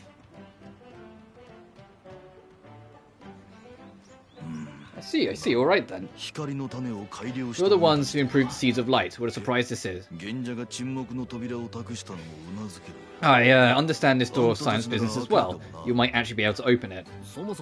What is the Door of Silence anyway? We heard that the people of the Age of God made it. I don't know the nitty-gritty details. All I know is that our ancestors created it. This just keeps on getting more mysterious. Now we've spoken to the village head, let's get going. Yeah, it is exactly where I thought it was. It's down over here, tucked away.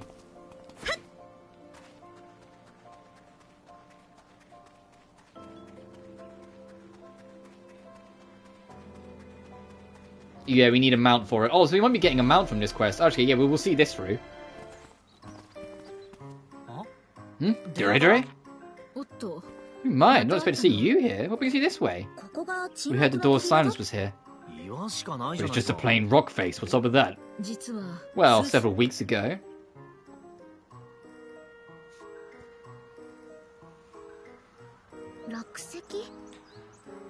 Falling rocks? Aye. The monsters have been rambunctious of late. They cause rocks to fall and blockade the door. If we're going to open this, we're going to get a new mount. Is it going to be one of these things? That'd be kind of funny.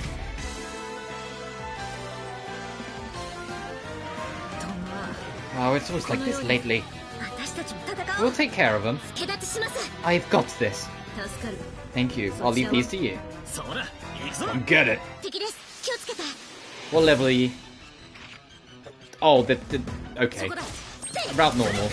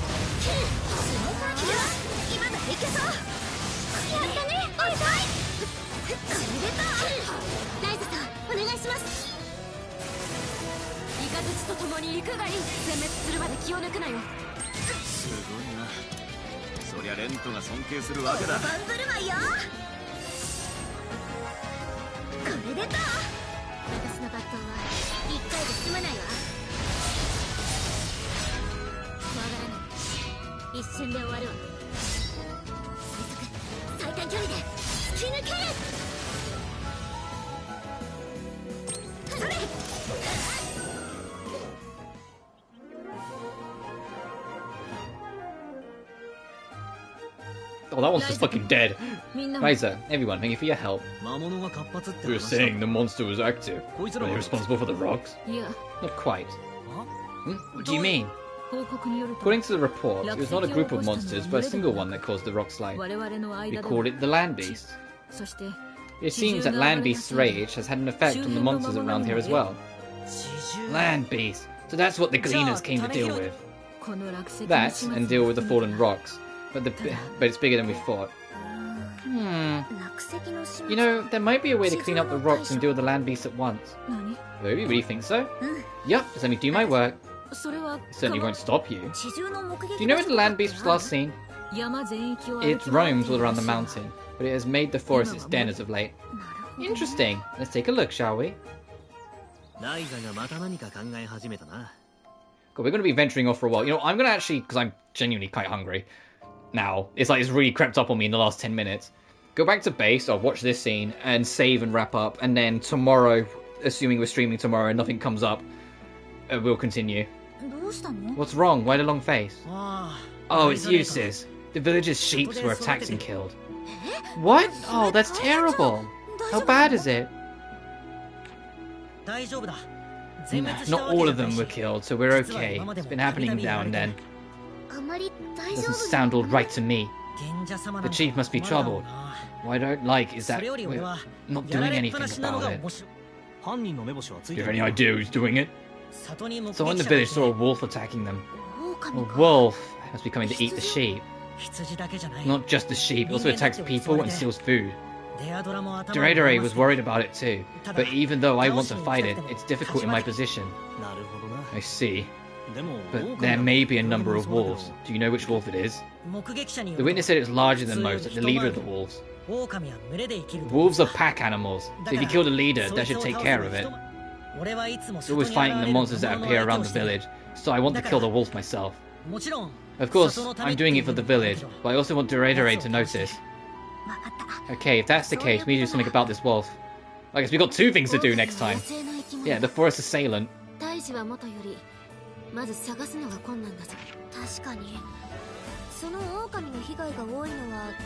the wolf leader. So we got Land Beast, we got Wolf Leader, we got the Dark Generals. I might just be up off screen because there's another fucking 5 of them. I should probably start working on some of these. What's Carlos Stroll? Oh, just pick up ingredients, okay. Alright, let me go save. But that's gonna do for me. As always, thank you so much for watching. Remember to like and subscribe if you haven't already. It genuinely really helps this channel grow. And you can find my Twitter and Patreon in the description of every stream if you feel so inclined. But until then, thank you so much. And I will see you guys next time. Take care now. Peace.